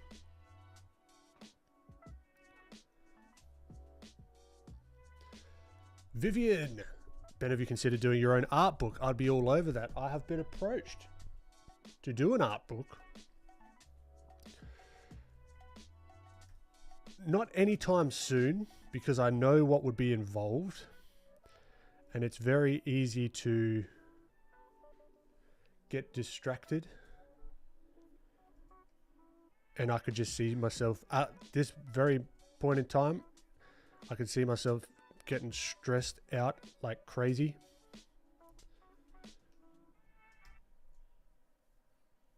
trying to juggle that along with everything else. Because once you sign that contract to get the thing done, you've got to get that bloody thing done. It's no longer I'll make it for myself. No, it's gotta. I want to do it justice. You know what I mean? I don't think I could put the right amount of time and effort that I would want to put into a book. But in the future, 1000%. That'd be really, really cool. You know what the nuts thing was? Rembit showed me a photo of the character design quarterly cover in like a bookshop in LA. And I was like, what? That was kind of like a whole shit. That's pretty cool.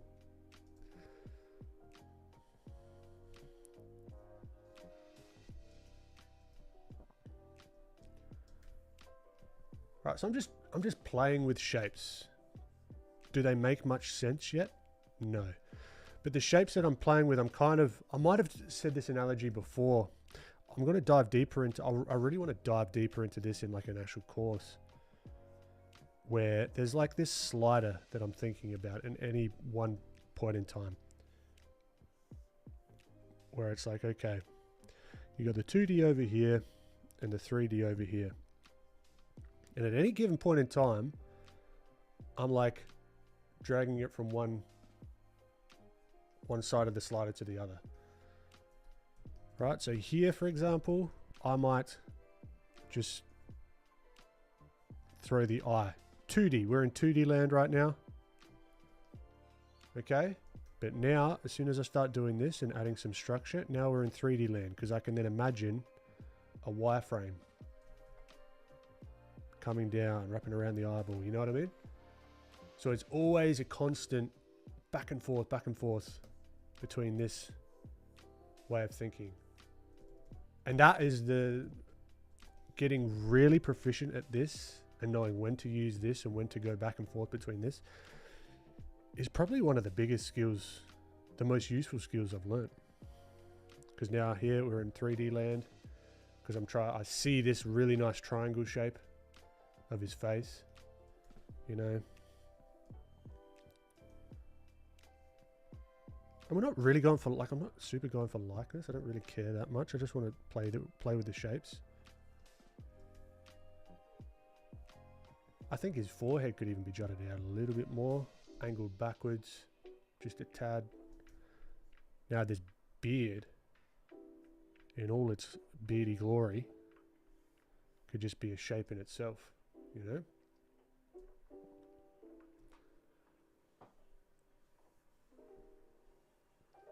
What about a self-published art book on Amazon?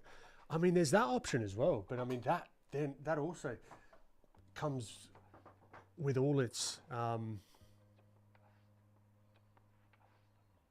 issues, because you've also got the tariffs as well. So there's like margins and stuff that are just getting sliced and diced here, there, and everywhere. Like I did want to do another batch drop of like plain Janes before I head to the US. But I don't know if that's even possible at the moment, just from like the margin standpoint, because I don't get charged the tariffs. It's the people that get it on shore to release it. I think they've got to pay that. So I don't want that really to be a thing. So I'm kind of just like sitting on stock at the moment. I've also got a whole stack of the character design quarterlies that I bought myself wholesale that I'm just sitting on as well. So it's like it's an interest. I've got to focus we're talking business time right now.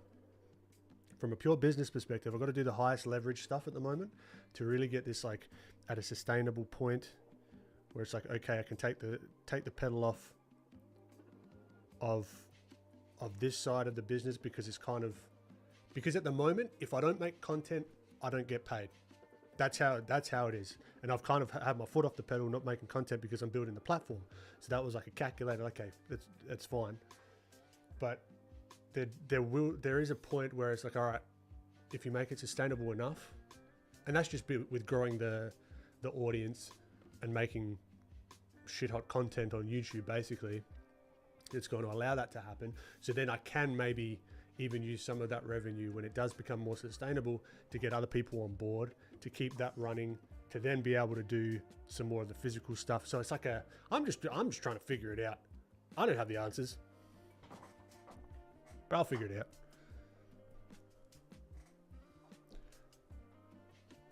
Garav, Ben, I have a graphic tablet, but without the screen, so the eye-hand coordination is not improving. What do I do? Keep practicing, because that's what I used for most of up until last year. Don't even worry about it. You'll get there.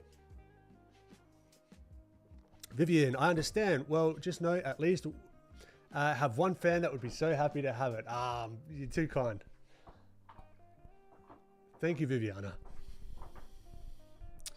Viviana, what's the best way to support you right now? Look at you, checks in the mail. Get a marketing time. At the moment, the stylized art tutorial with the links in the description. The filthy plugin, if you find it useful. So this little fella, this one here,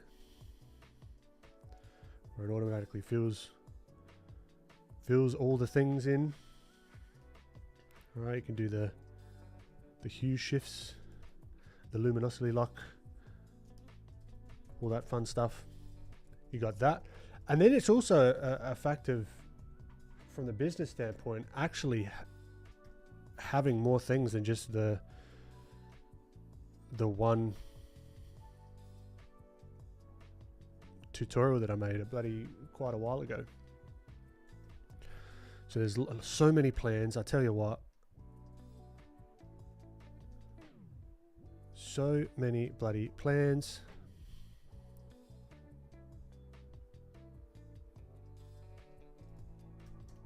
Back to the drawing, stylization.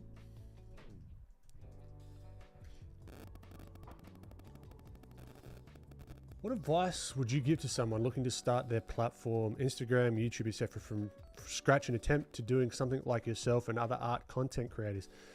I appreciate it, Viviana. Good question, Sam. I guess focusing first on the goal. What do you want to get out of it? Second, I would put an emphasis on you. What do you uniquely bring to the table as a person, along with your art? Is it your personality? Is it the way that you see things? Not saying that I'm some unique, like whatever, but actually putting yourself out there as a person and not just the art necessarily. I think that's a good play. The reason I say that, as soon as I started putting my face on something and there was like a real person behind my stuff, because I didn't used to do that. I just posted stuff. As soon as I started to do that, I saw a big uptick in engagement.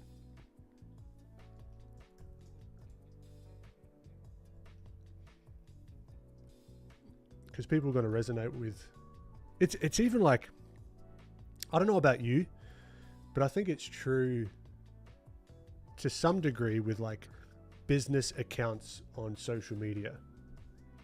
I could care less if Nike's putting out a post. You know what I mean? If like a company puts out something, it's like, okay, you try, like, yeah, whatever. I kind of like glaze over it. But if a person's putting out something, I follow people. You know what I mean? I seldom follow like a company. Or it feels more natural to follow a person versus a company. Right? Or like but also that's not saying like a faceless content doesn't work. It does. It's just, this is what I would do personally. But again, yeah, figuring out what that goal looks like for you. And one thing I wouldn't do is try and burn yourself out posting every single day. Work up to a cadence that works for your lifestyle, and that cadence will become normal. It's like if you told me 2 years ago every Monday you've got to stream, it would be like, that's a lot. Oh, I've got to like prepare and blah blah blah blah blah blah blah blah. You know what I mean? But now I can do it like, I don't even think about it. It's just, all right, cool, it's a Monday stream time. So now I've got room. I've acclimatized, let's say, to this cadence. Now I can start adding if I want to. And it's not going to be so much of a shock to the system. Made that daily post burnout mistake for sure. Yeah, I know. Because I looked at some entrepreneur fucking post about social media, and they're like, we post every day, and when we didn't post every day, we actually lost followers. And I was like, oh shit, that's terrible. Let's not do that. And then I got to a point that like I just could post every day because I thought the quality was going to shit because I was just trying to post every day. And between now and then, the follower count, I think, matters less, and the quality of the individual pieces of content matters way more, which is the exciting part, because you're not trying to get through the, like, oh, so-and-so's got so many followers and this and that. It does help, but I think more so the platforms, there's also something, oh, you got me going. We've got fucking Tangent Tuesdays going on right now, even though it's a Monday. You've also got to think about the, let's say, the incentives for the platforms. What do they want? They want eyeballs on their app for as long as possible. If you can do that for them, they're going to help you out because that's their goal. Right? Actually, it's a Monday, super. Oh, I love it. Although it's annoying, it actually starts rubbing and it's not fun. And my nose skin hasn't gotten used to it. And at the end of the day, it's like raw.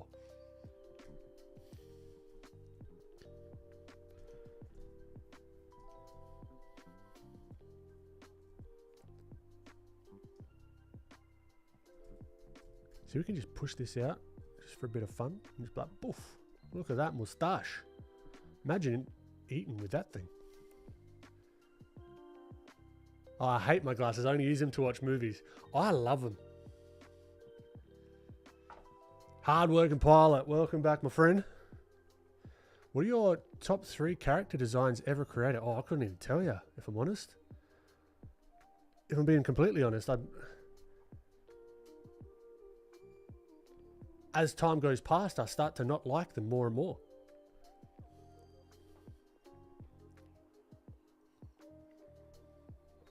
Nah, I never got headaches, Lana. Never got headaches. I'm very lucky. Because I work at the computer all day and I'm looking at tiny little words. The reason I love it is because now I can read the words clearly from afar.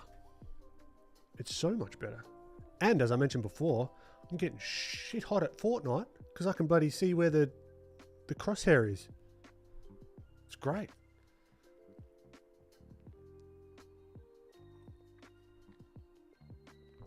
I'm not entirely sure. Like this prescription helped everything because I got astigmatism. So it helped like close and far.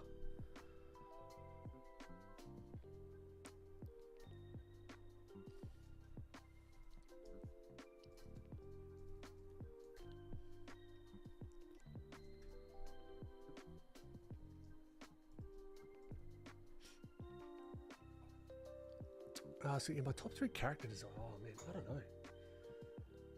One that I'm really proud of that, I really should have posted. I haven't even posted it, but it's the one that I did the print of. It's the cover of the Character Design Quarterly.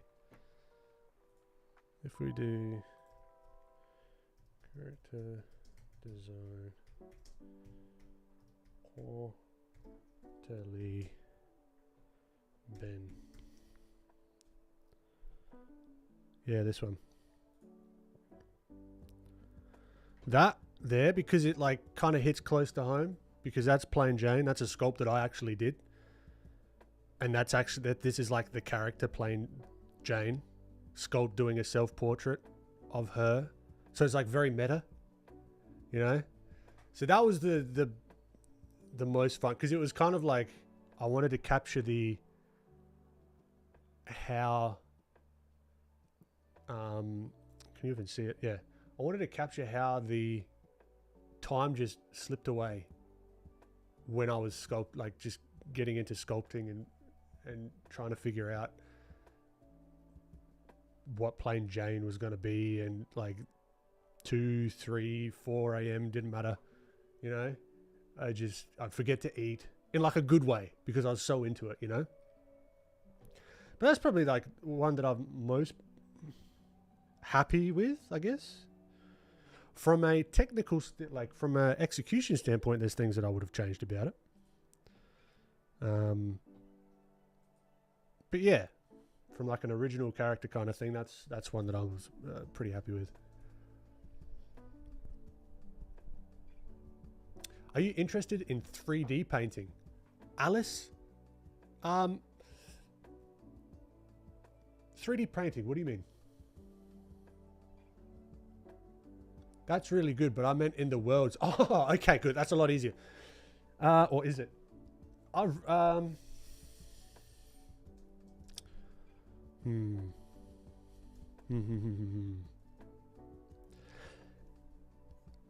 Honestly, anything by like Jin Kim.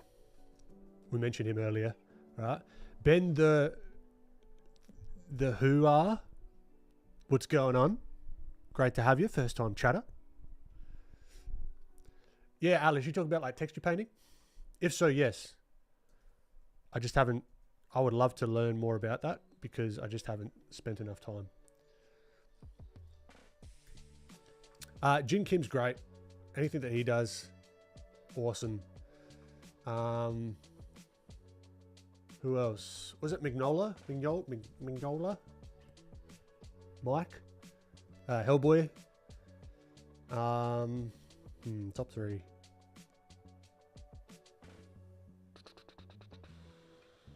Oh, I can't think of it off the top of my head. But anything like super stylized and just a little bit funky, you know? You see how like this isn't an exact replica of this fella. But it's like you can get the vibe. There's an essence there.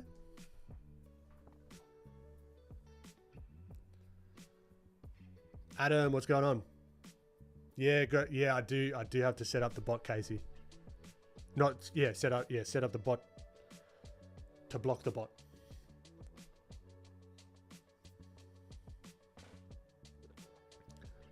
Chopper was a great character design. Chopper. What one's Chopper? Yeah, it's like bot warfare. Yeah, Alice, I'd love to learn more about texture painting. I would like, because I'm into digital sculpting. That's very fun. I'm into traditional sculpting, but I'd love to be able to, like I would do here, paint this all up, but in 3D. That'd be really fun. And then you could like study from it. And then I could be like really like meta, where it's like I do a character design here in 2D, right? Sculpt it in 3D, texture paint it in 3D, use that as a study for an oil painting, and then I could 3D print the 3D model and then paint that. I mean, you could, there's no end to the learning possibilities. Andrei Petrov, I love your streams. Thanks to them, I can concentrate on my work and draw more. Ah, that's awesome. Thanks for popping in. Texturing is really, really fun and super easy. You should easily learn how to do it in a day or two. Fuck, I'm down. I've played around with it very, very briefly in Blender, but I've never spent any real time. Because I know you can get real technical with it, with like nodes and all that fun stuff, and like get all the subsurface scattering, and I think my blocker was the layering. How do I get the layering to work in Blender? I know someone made a plugin a little while back that allows you to do that, which could kind of bridge that gap, which would be lovely. But I think that's how like Substance Painter works as well. But I've never played around with Substance Painter. Mixed nodes are layering. Yeah, I was doing that, but it was a real pain in the dick because you had to do like you had the main image come through, then you have to do like an RGB mixer thing to then get, so it was just not intuitive at all. UQ Paint, yes, I've seen that, but it's better to use Substance Painter. Yeah, I know. I should really check out Substance Painter. It's like 1-for-1 with Photoshop almost. Ooh, okay. I will have to try it out. Esad Ribic's artwork and use of color are truly impressive. Oh, speaking of, so this is who I was talking about earlier for like older artists that you need to look at. Let's have a look. Where is this? So if we, what's his name? Fortunino Matania. Look at this. And that's my shitty doorbell that I'm not going to answer.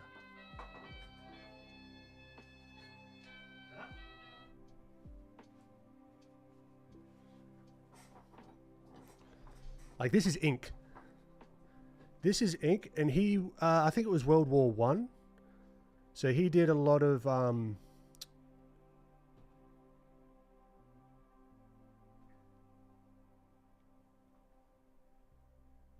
first time chat from Raider. What does this mean? Cool Duck Raid. From Miss Capril Kell. Ah, appreciate ya. Thank you so much. So yeah, this one. This fella. Check him out. Definitely. For those that are popping in from the raid. Happy first raid. Yes. First raid. So what we were doing for those people. I don't know what's happening on Twitch with the rating. But if you're new here, welcome. We're doing some realistic to more stylized stuff. Right? Talking about my thinking when it comes to this. And when it comes to this. Miss Capri Kel, thank you so much. I appreciate you. My apologies for being so ignorant about what a raid was. But thank you very much. I appreciate it. But this fella, the yeah, what is it? Fortuno. This dude. Yeah, awesome. Because he was where, yeah, this, like World War One, doing images like this is unbelievable. This wasn't a photograph, you know.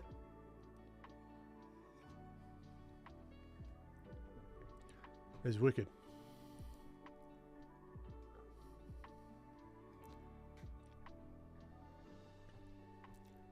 Yeah, but these like, this is what I want to start showing, is the lesser known people and like kind of what's possible as well. I appreciate it, Miss Capri Kel, because you could bring that into like an anime style. But it's just like, that was ink. That was ink on a bloody boat in World War One, you know. Or just Kel works too. Kel. I'll remember that. I'll try to. No promises, but I'll. Kel. Appreciate ya. But yeah, that doorbell. Not fun. I changed it to ding dong. I changed it just to ding dong. And it changes itself to these like a whole song and dance just to say that someone's at the door. So, yeah. Bernie Wrightson. Yes. Bernie Wrightson. 1,000%. That's the really... And there's even this stuff as well, like... Here, we go on tangent. Like, real tangenty. Like, who was this? What was it? I think this is... This one, like this kind of stuff I really love. Like, that gets me going, you know? I'm not... This is Cornwell, right? But it's just like the vignettes of stuff. You don't see too much of that going on, you know? I want to mix some of this stuff. Learn this. Mix it with the new. Mix the old and new. Have some fun with it, you know? But even... like, and the color vibrations of this one. Like, look at that. There's like a feeling to that, you know? It's... Yeah, you don't see too, I don't know, just on like social media and stuff. Maybe I'm not looking at the right stuff. But yeah. I want to bring some of that, mix the worlds. Sculpting, traditional, digital, 3D digital, 3D traditional. French Impressionism on that last image. Yeah, I can't remember who that was. Emil, I think it might have been Emil Klaus. Potentially. Emil Klaus. But yeah, beautiful. Beautiful stuff. Honestly. But the thing is, like, if you're not exposed to that, you don't know what's possible. Like, even the other dude, the Fortuno Monta, that guy. Like, I can't stop looking at it. Whoa. Like that. That's ink. And that's possible. I want to learn how to do stuff like that. Yeah, still going, man. Still going, Christian?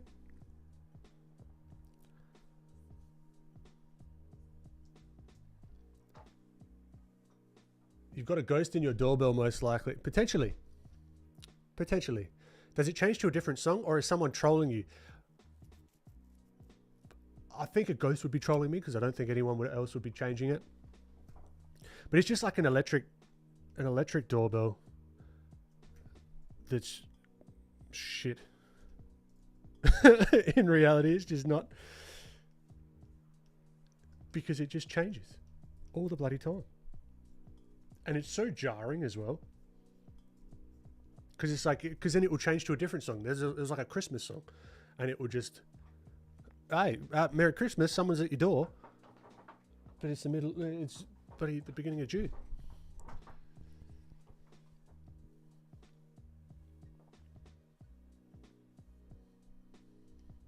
There you go, Christian. The gesture drawing videos.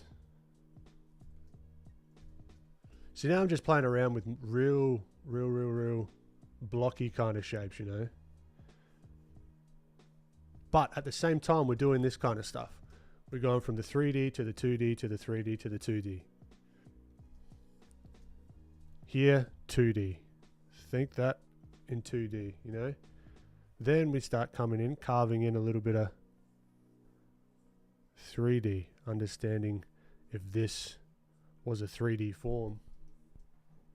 You know, moving back and forth, having some fun. Lewis D. You've probably heard of Alberto Miego, right? As far as mixing multiple styles, he's out there. I'll have to check him out. I'm terrible with names, but if I saw his work, I'm sure I would love it.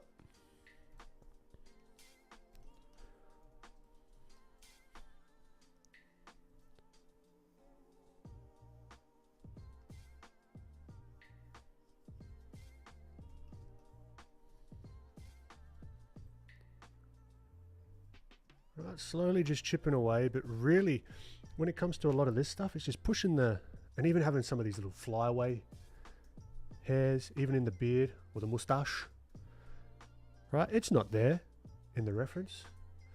Who cares? Throw it in there. Why not? You know? Have a bit of fun. Test it out. If you don't test it out, you're never going to know.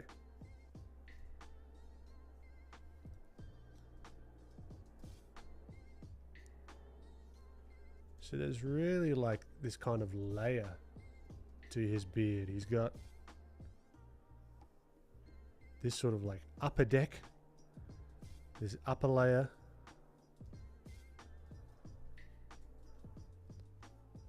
And this is where all this sort of stuff comes in, the 3D thinking, understanding like ribbons and planes and all that fun stuff. Right? And when I want to put out some more stuff, I like talking, I love talking about these really simple things, but I want to put them in context as well. Because it's all well and good just doing like a page of cubes and whatever and that, but I like showing them in context would have really helped me out a lot when I was, as I'm still trying to figure this stuff out, you know?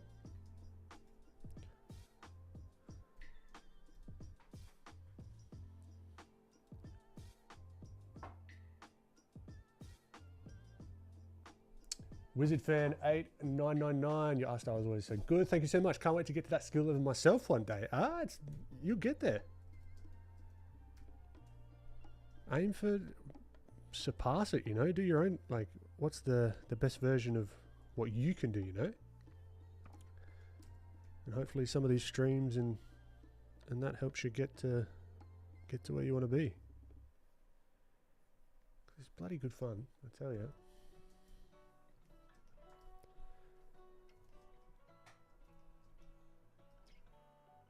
Alright, so let's get this ear. We've got our 2D. Let's get our 3D happening.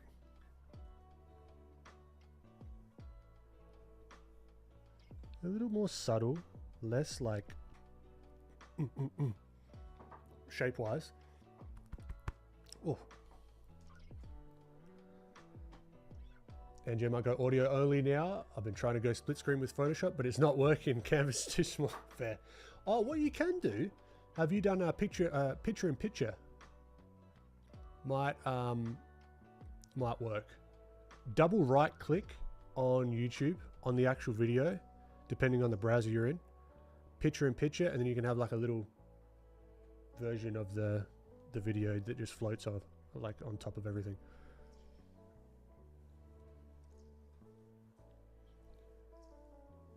He did a few episodes on Netflix, Love, Death and Robots, and won multiple prizes. He also did the test footage for the movie Into the Spider-Verse that has pretty much changed animation. I'll have to check it out. And I'm sure I know his work already.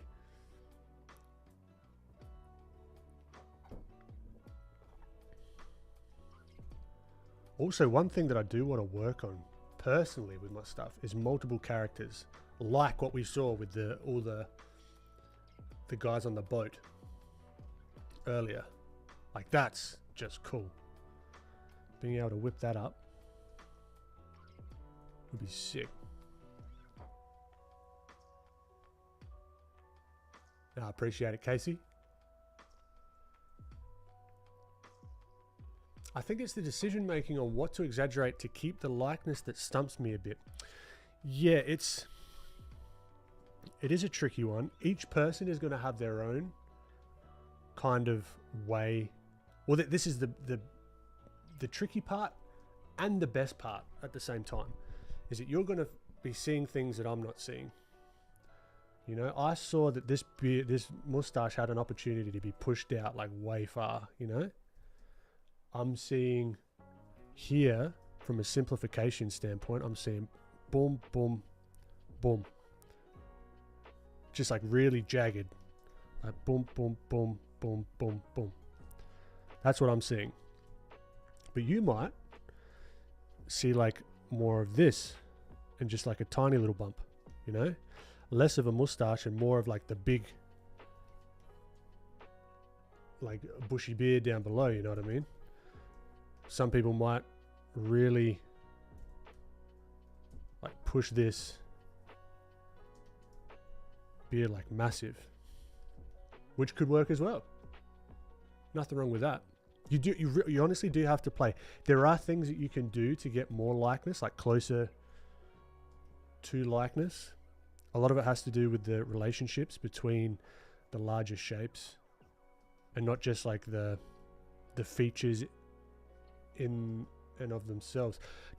It kind of ties into here. When we're doing like this, the relationship between this shape and say like this nose shape, for example, this in isolation doesn't really make much sense. Like, what is that? Is that like a weird bird? You know, like what is that? But in relationship to this shape, then adding the smaller shapes in between, that gives you your likeness when you're doing like more realistic stuff. Similar concept here, but it's kind of just a different way of a different game that you're playing than the more than the more realistic stuff, if that makes any sense. Seeing shape in isolation is interesting. I'll focus on that next time. No worries. No worries.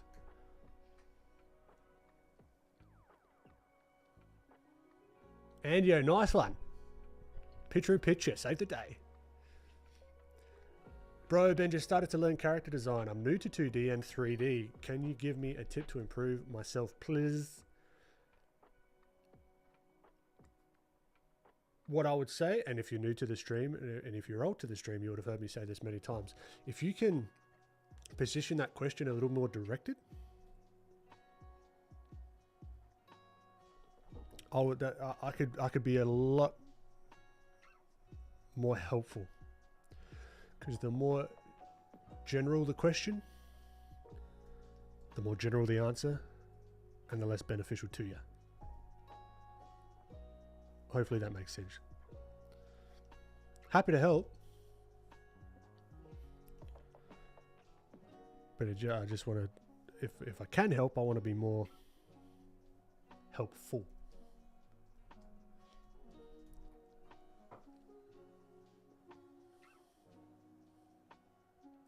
I don't actually know what home dog means, but I heard someone say it on TV, so... You know what home dog means, Lana. Been trying to push my character design lately and really want to break some of my molds. Yeah, and it's got some of those molds are gonna look garbage. Guaranteed. Leonardo Ruiz. Been drawing on and off for most of my life. Today is my 32nd day. No, 32nd day on this earth. Whoa! I grew quick. 32nd year.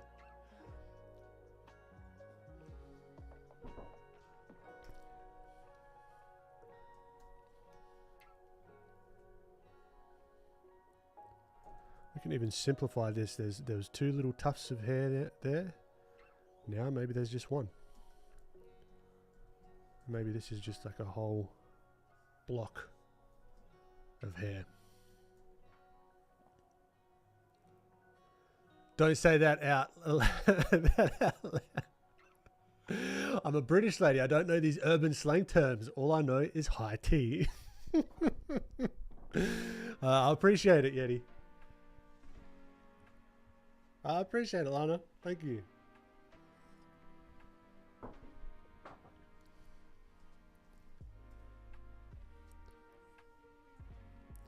This could be a fun one to actually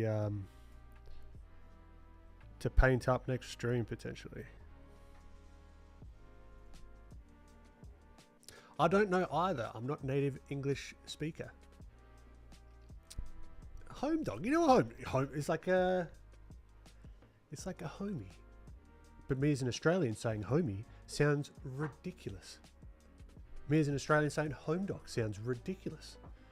There's some things that just in different accents.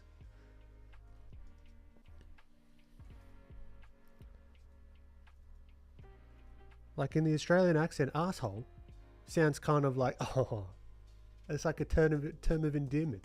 It doesn't even sound aggressive. You throw an American accent on there, asshole sounds a heck of a lot different. What up, my home dog shizzle? See, Lana, you know exactly what you're talking about. You know. I'm curious now, should I try drawing that same reference you're using as well? It's always fun to see how different people draw the same thing. Go for it, Wizard fan. 1000%. Viviana, any plans to celebrate after the stream? Yeah, just going to dinner with the family. Which should be good.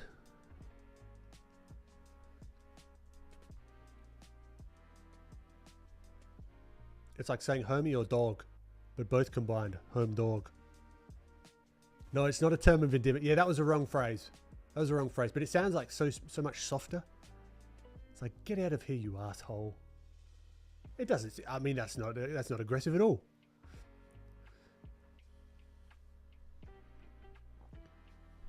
Die 5 IDNZ. I came in late. Did you do the painterly grayscale one first? I'm assuming you filled in planes and shapes rather than going for details and features. You bang on. You know exactly what's going on. Yep. If an Australian person said you're, I wouldn't be like, oh. Comparative to an American saying that. I don't know. To me, it's just so much punchier. It could be because I grew up with like American movies and stuff. So it's like all their insults just sound right to me. I mean, there's some Australian insults that sound weird. If say like the American accent says it. But we're not going to go there on stream because they're too fun to say. And I don't feel like it's appropriate right at this second as we're just doing some nice little stylized shapes to start whipping out some aggressive words. You know, there's a time and place. I appreciate it, Ellie, my apologies if I butchered your name. Super. What are you celebrating? My 32nd year of birth. 32nd year of birth? From birth? That's not... You know what I'm saying. That's not the right way I would say that. I wish I could go back to 32. At 37, I feel old and decrepit. Viviana. Think about that. Think about what you're saying. When you're 47, think about at 37. You're going to say the same thing. I appreciate it, Super. Hardworking pilot. Yeah, fair dinkum, mate. Good as gold. Cheers, cobber. That's it. Guys, we should do something for... No, you just being here? Beautiful. It's lovely. Really, really appreciate it. Getting to do this is an absolute privilege. And having people that hop in every week, I mean, still boggles the mind. Appreciate it, Wizard fan. Casey's note doesn't feel like it, but I appreciate it.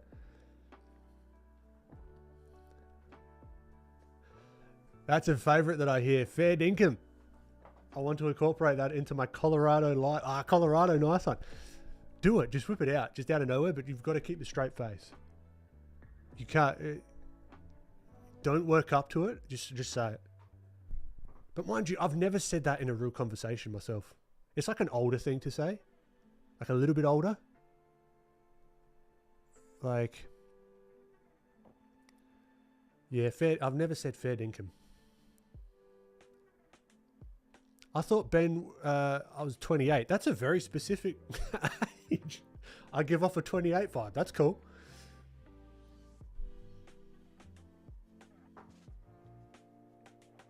It's like right on or you've got it variant. Fair it's like fair enough.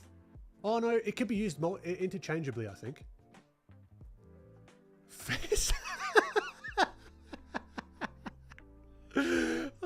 yeah, sucking the sap. Yeah, right. It's like, oh, yeah, fair dinkum. Like, it's like fair enough, I guess. Fair dinkum, fair enough. Or like truly. You could do it in that kind of you could replace it one for one probably with like, oh, truly, like fair dinkum. That, but I've never said it in real life though. Out in the wild.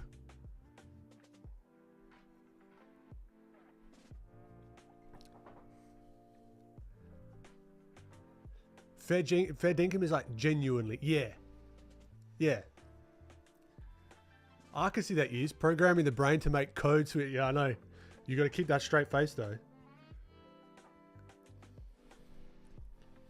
I still couldn't get over the lady in bloody Barnes and Noble. Couldn't understand couldn't understand art. I don't think I have that thick of an accent that you couldn't understand what art was. Maybe it was just I don't know what was going on. I thought he was 27 and so specific.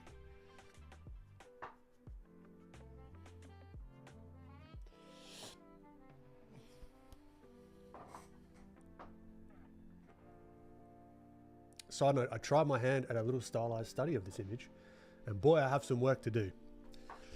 Don't we all though? Because you know what? Once you get up to a certain point and you're like, oh, okay, cool. At least this is for me. I'm like, okay, cool. I can kind of get the hang of it, grasp it. I get bored of my stuff so quickly that I'm like, ugh, what's next? How do I get better? How, like, what's the next after this?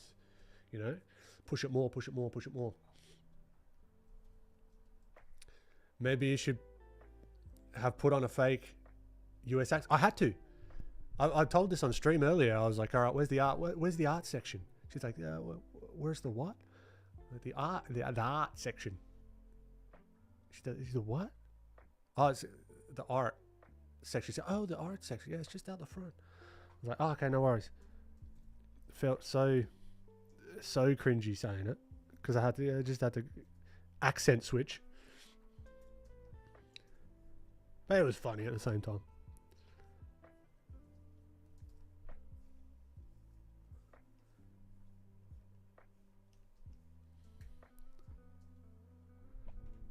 California doesn't get a lot of culture. I thought they would have. That's like the place to go there, right? Casey Snow, do you have a Discord or something? I do. It's in the link in the description of the YouTube video. I've got to figure out how to put links and stuff into Twitch as well. So that's my mistake. But I think you're on, you know where to get to the YouTube as well, so.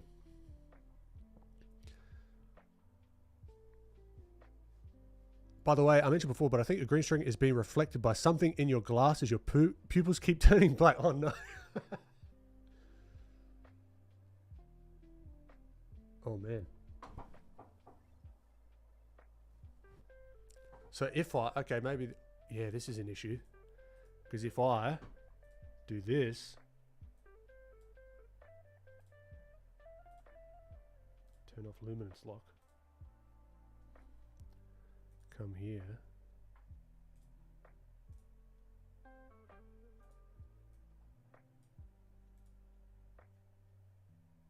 Does that reflect?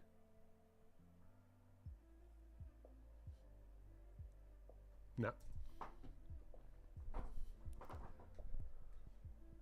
You can set up a command to auto-delete by typing something like, oh man. So much you can do in Twitch. They've got that on lockdown, right? They know what they're doing. Wizard fan, I'm from New Zealand, but growing up I watched a bunch of American YouTubers and media. Me too. It got so bad I started speaking with an American accent without realizing it. Oh man. Yeah, that can happen. Definitely. Thank you, Christian. You're too kind. Beautiful. Looking forward to it, Casey. I said we should send someone to ring Ben's doorbell and that would be a good... Well, apparently someone already did. I don't know if you guys sent them. When I look screen right. But then I can't... Hold on. Wait, screen right? So my left. Yeah, I don't know.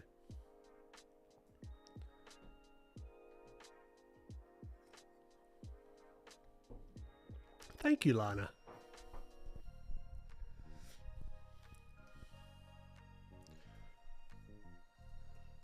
Maybe we start. I don't know. I'm kind of just want to keep doodling away for a little bit. I usually stop by now, but I do have to continue. Oh, one. I might actually. Yeah, let me spin up. See if this is working.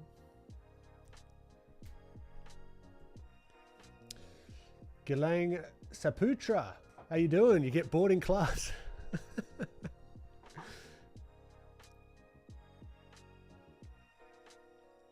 And it's deaf from us and not possibly something you bought from Amazon. True. So I was working on this little animation for the landing page. This is very not done. But that took a while to get done. But that's just the landing page. Then if I come to here, let's log into my other account.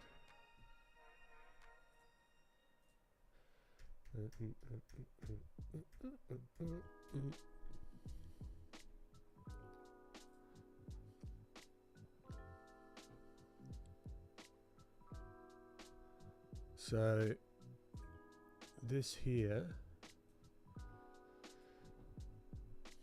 is a little sneak peek of where Dria is at the moment.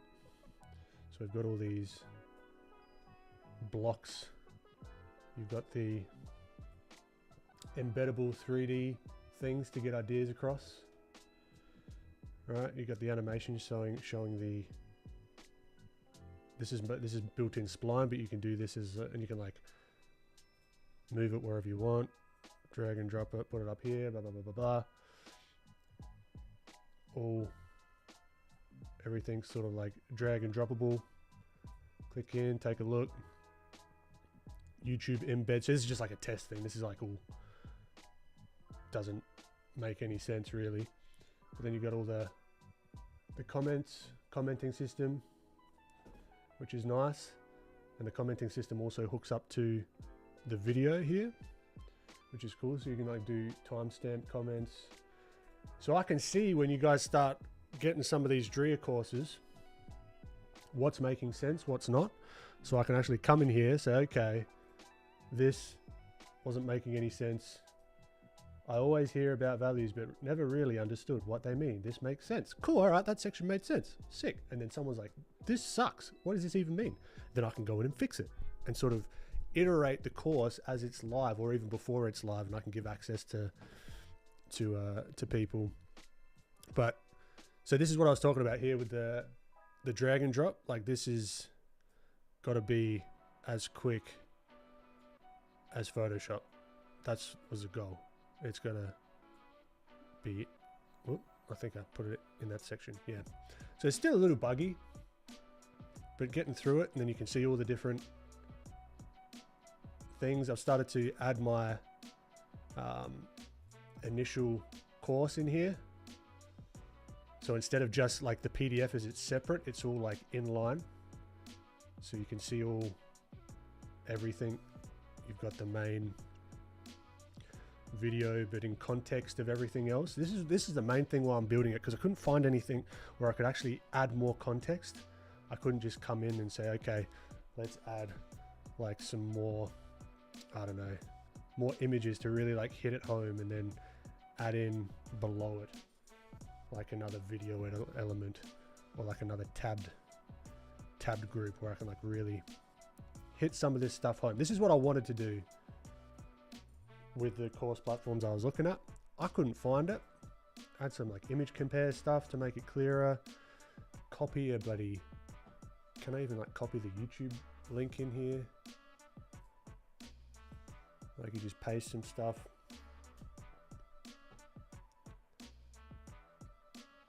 And I'll copy one of Jackie's. Copy link. Copy Jackie's new video in here. Automatic YouTube embeds.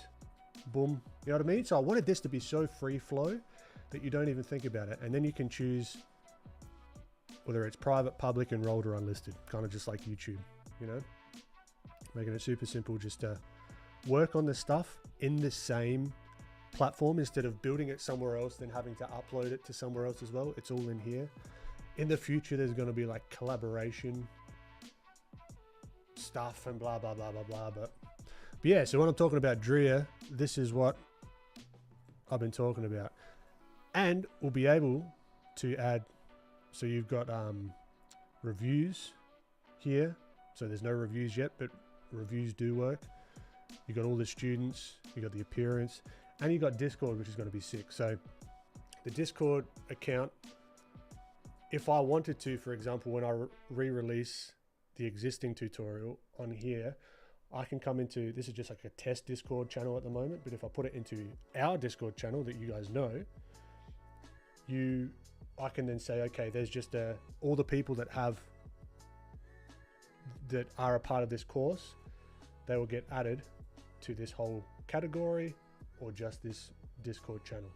Save the changes, so then it will show up when you're enrolled, that you can then be added. And only the people that are enrolled get access to that, which is something that I couldn't find either. So yeah, taking a bloody long time. All your standard like text editing stuff, nothing too crazy there. Add in links, you know, do whatever, like, but even this takes a long time to implement because we sort of built it from the ground up. You can like insert all different blocks and blah, blah, blah. Anyway, a ton of fun to work on. It's going to be releasing in a private alpha or beta, depending on how you look at it, pretty soon. That's what I've been working on.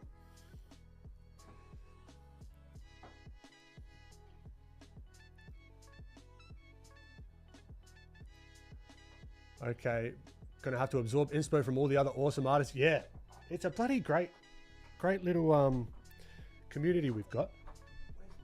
Pen tablet, there we go.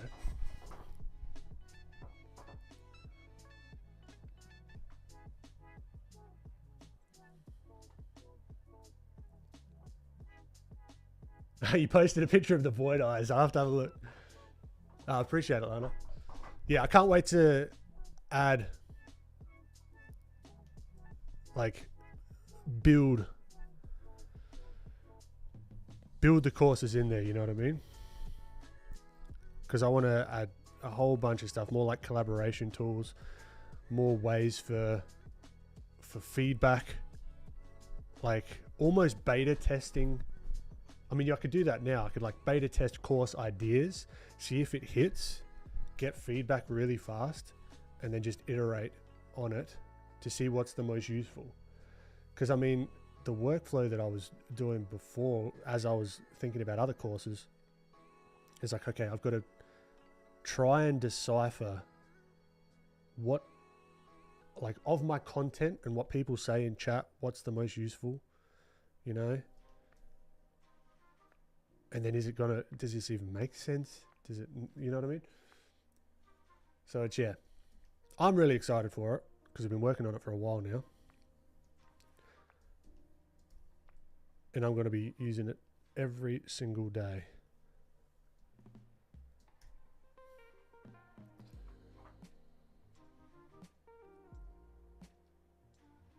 Appreciate you, Lana. Momo, how do you think up of new courses usually? Well, really, it's I've got a bunch of ideas.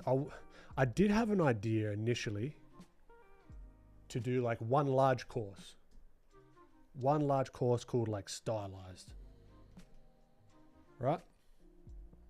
That encapsulates everything that I've learned about stylization. But I think that's kind of silly because how long that's going to take me is just not viable. So what I think I might do, what was going to make up that initial stylized idea, that large course, is going to be broken up into a bunch of smaller and hopefully more affordable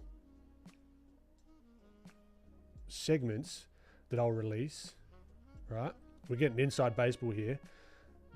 And each of these can have attached their own pieces of content so that it gives me a reason to continue to make pieces of content about each of these.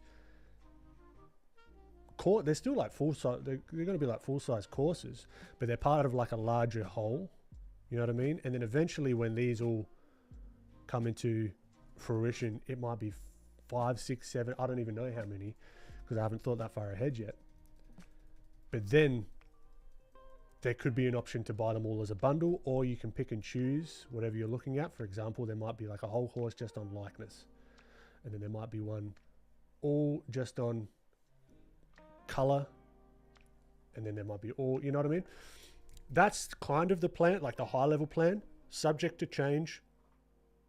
Who knows? But yeah, that's how I'm thinking about him.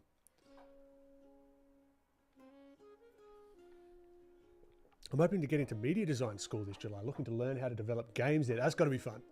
That's really fun. Viviana looks pretty great. Thank you so much, Viviana. Brew, did you make the website by yourself? Me and a good friend of mine. So my background is in development. That's why when I say I could make the changes, if I get feedback that it's, this isn't working, this doesn't make sense, blah, blah, blah, blah, blah, then I can go in there and I feel it on the daily. Like I've got a vested interest in making it bloody good because I'm using it, you know? It has to be up to a standard that I'm going to be happy with, which is a pretty bloody high bar, if you ask me. Something Australian happened to me, but I'm trying to forget it. Are you really trying to forget it, Lana? Because if you were trying to forget it, why did you mention it? Because you know what the question is going to be now. What happened to you?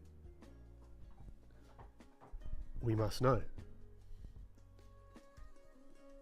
I wouldn't mind also doing some live courses as well. Do like a cohort of people that come through so I can actually do critiques and that kind of stuff. There's all sorts of stuff on the roadmap. Whole bunch of stuff.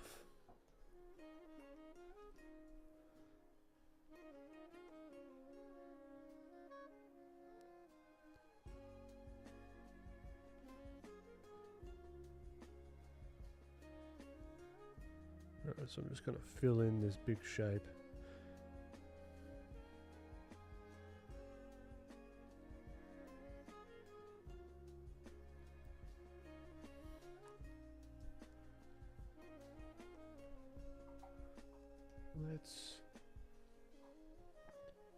I think as an Australian, you know what happened to me.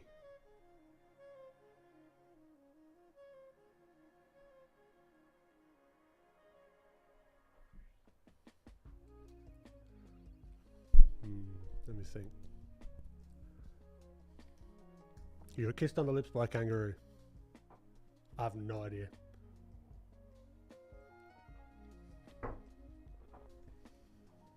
I mean, is there much? Are there anything's more Australian than that? Doubt it.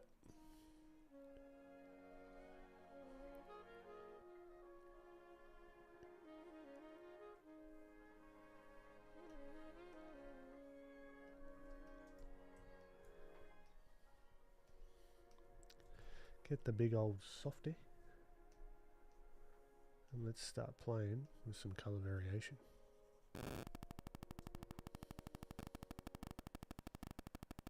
Did you see a comically large spider welding a comically large boomerang? I fell asleep on the sofa and woke up and I felt something on my hand and it was the Wizard fan. You're not far off.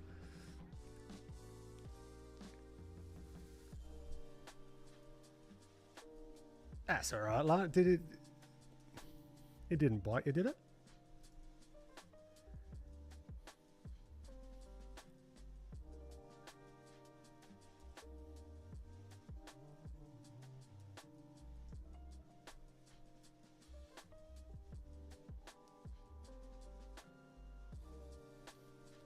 It was on ya. That's all right.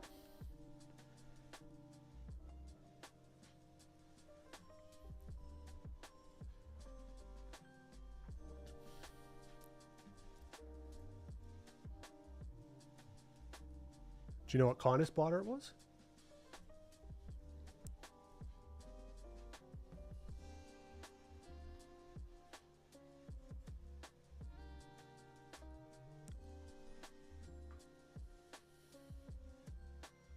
It wasn't chilling. It was like frantic.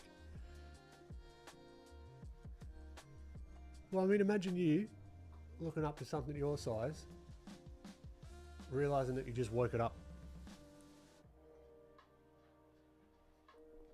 I think you'd be a little bit frantic as well. We don't have a lot of poisonous spiders here in New Zealand, but we do have the white-tailed spiders that have a necrotic bite, sort of rots the flesh. My nephew got bitten multiple times, man. Yeah, but in like New Zealand, you can kind of like walk through the bush and just not worry about snakes, right? I don't think you guys have snakes, like poisonous snakes. Lana.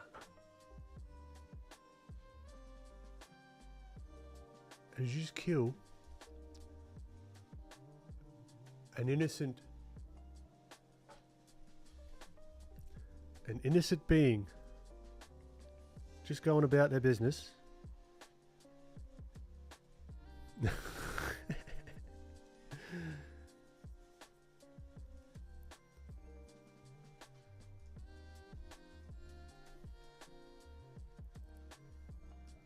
I mean, what did it do?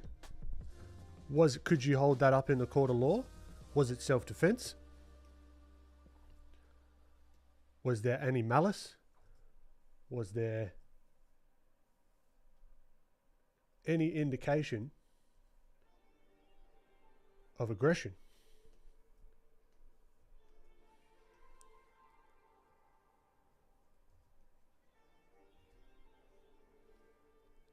It existed.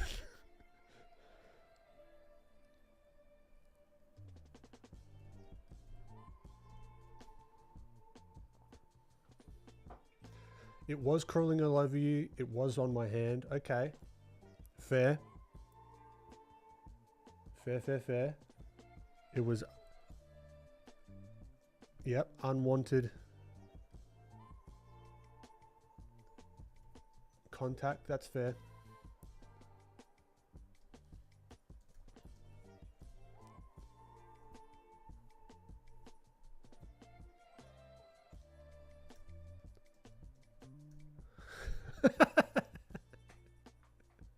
It's a spider that composed of malice. Mr. Spider committed tax evasion and was wanted in 17 states and 25 different countries. Far out. To do that in 25 different countries, that's pretty nuts.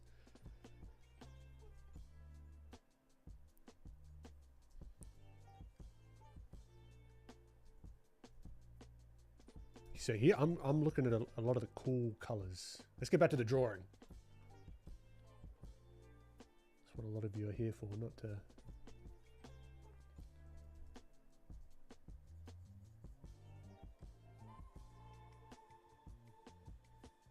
Yeah, I can't say it. Can't say, because it's very on par with what we're talking about. A very Australian saying. Mind you, never said it myself. There's something to do with spiders, and if you know, you know. There's a Seinfeld joke about how he doesn't know how pull hair out by the roots, but still be afraid of it. Yeah.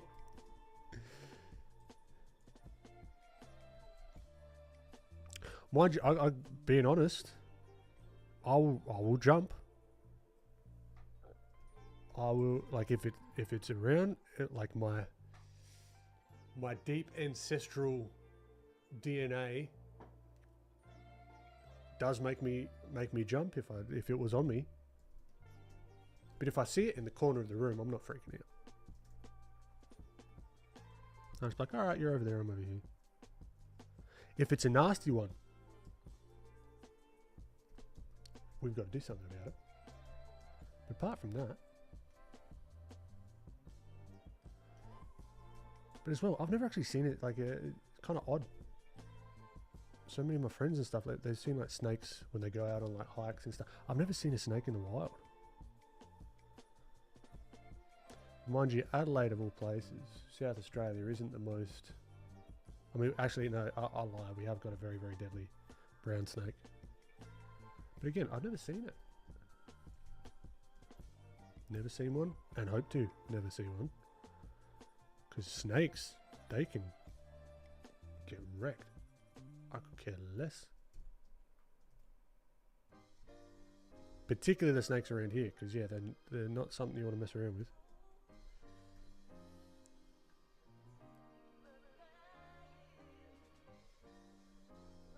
But at the same time, they are kind of cool, so...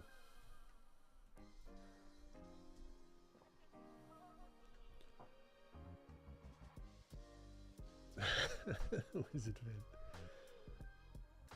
That's mean what you were going to say. No, it's not. It's not. It's very rude. And it doesn't make a whole lot of sense. But it's like, it's another way of saying...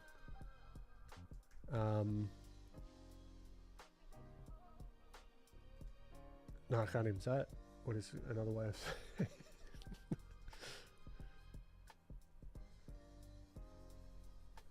I've got a feeling that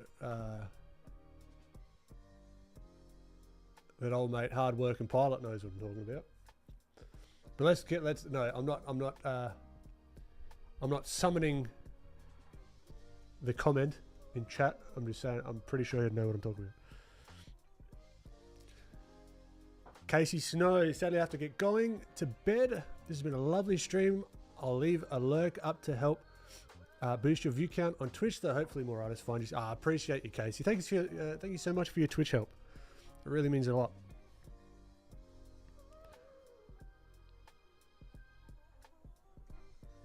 No, Lana, I cannot. Your fragile ears could not handle it.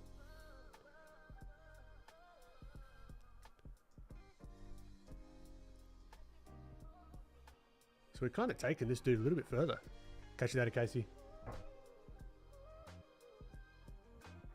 We're taking him a little further than I thought we would have today.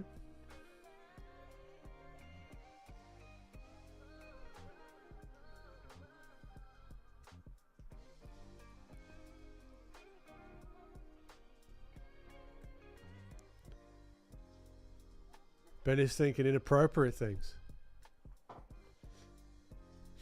Thank you, Andio. I might be. What of it? It's inappropriate to be. It's not even mean. This is very rude.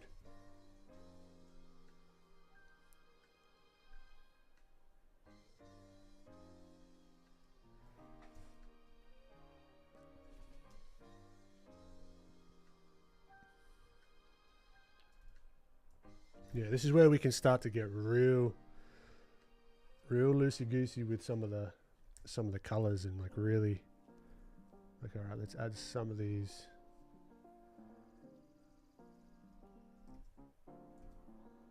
Maybe not as egregious as that pink, but something along these kind of lines. He does have a very prominent...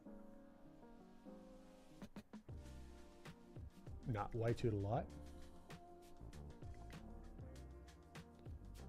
Multiplier. Very prominent, like, red under the eye, you know? And this is different how I stylized this character ages ago. So, like, same reference, different stylization patterns.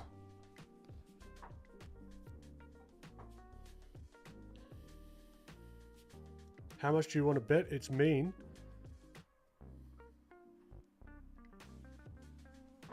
A lot.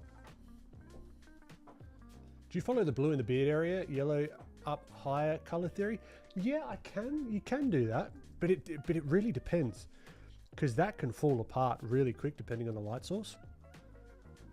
Because all right, if you just follow those quote unquote rules, you know, like,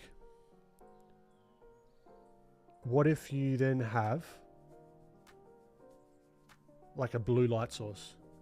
What's the color going to be in the forehead? What's the color going to be in the beard? What if it's like a mix of like blue and red coming from different angles? You know what I mean? It gets really tricky really quick. So that's why I said earlier, I like to understand the light source more so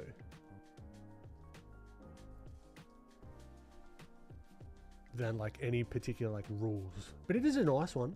It does get you a nice effect. Like we could put more red in the nose if we wanted to. I think that looks a bit silly, but we can put like a little bit of more, let's say, red.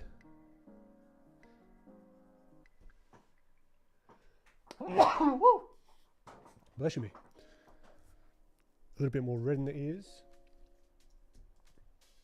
You got a little bit of the yellows in the forehead if we did want to, but I don't see too much of that in this reference. You know, you see a tiny bit maybe in the temples. That's where I was putting it here.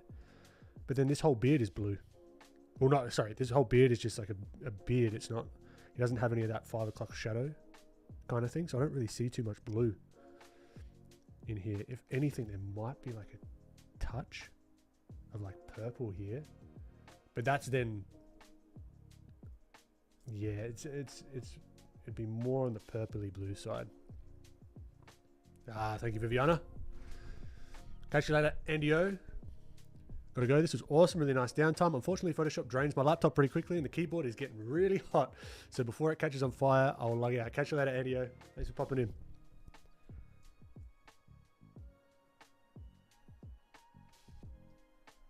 You see here, we could like really slowly just knock in a little bit more of these blues.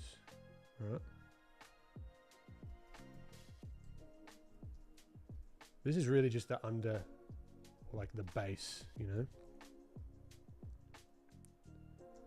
Because then what I would do, I would come on top, come here, I would go filthy plugin.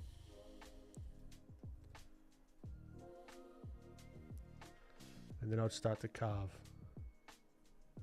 Add in the real like planes and utilizing what we've put down here as like a base for like the value decision. So then I've kind of gone back and forth between value and color. We could really like pump the blues in the shadows as well, which could be kind of nice.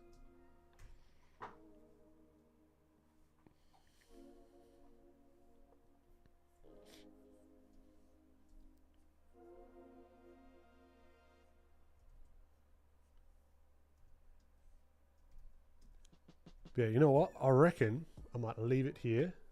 Gives us somewhere to kick off next week. We can have some fun with this. I might do a cheeky little. Just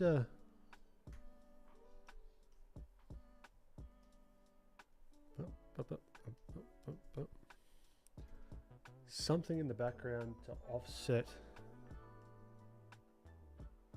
I mean, we could do like, we could keep it blue. What a terrible idea.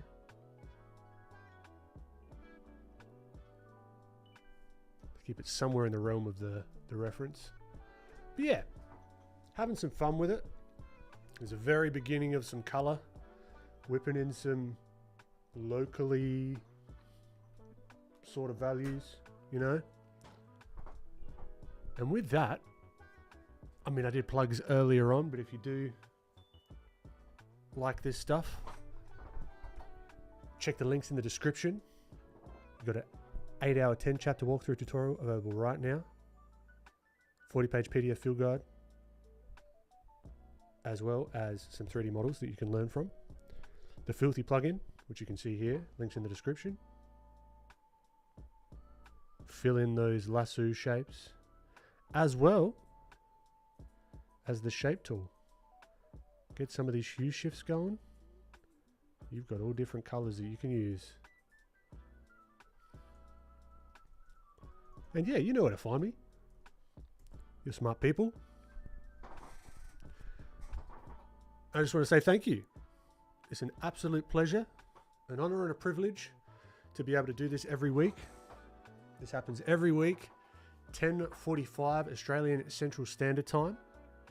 Join us right here on YouTube, on Twitch, and it's Sunday, 4:30 or 5 p.m. PST.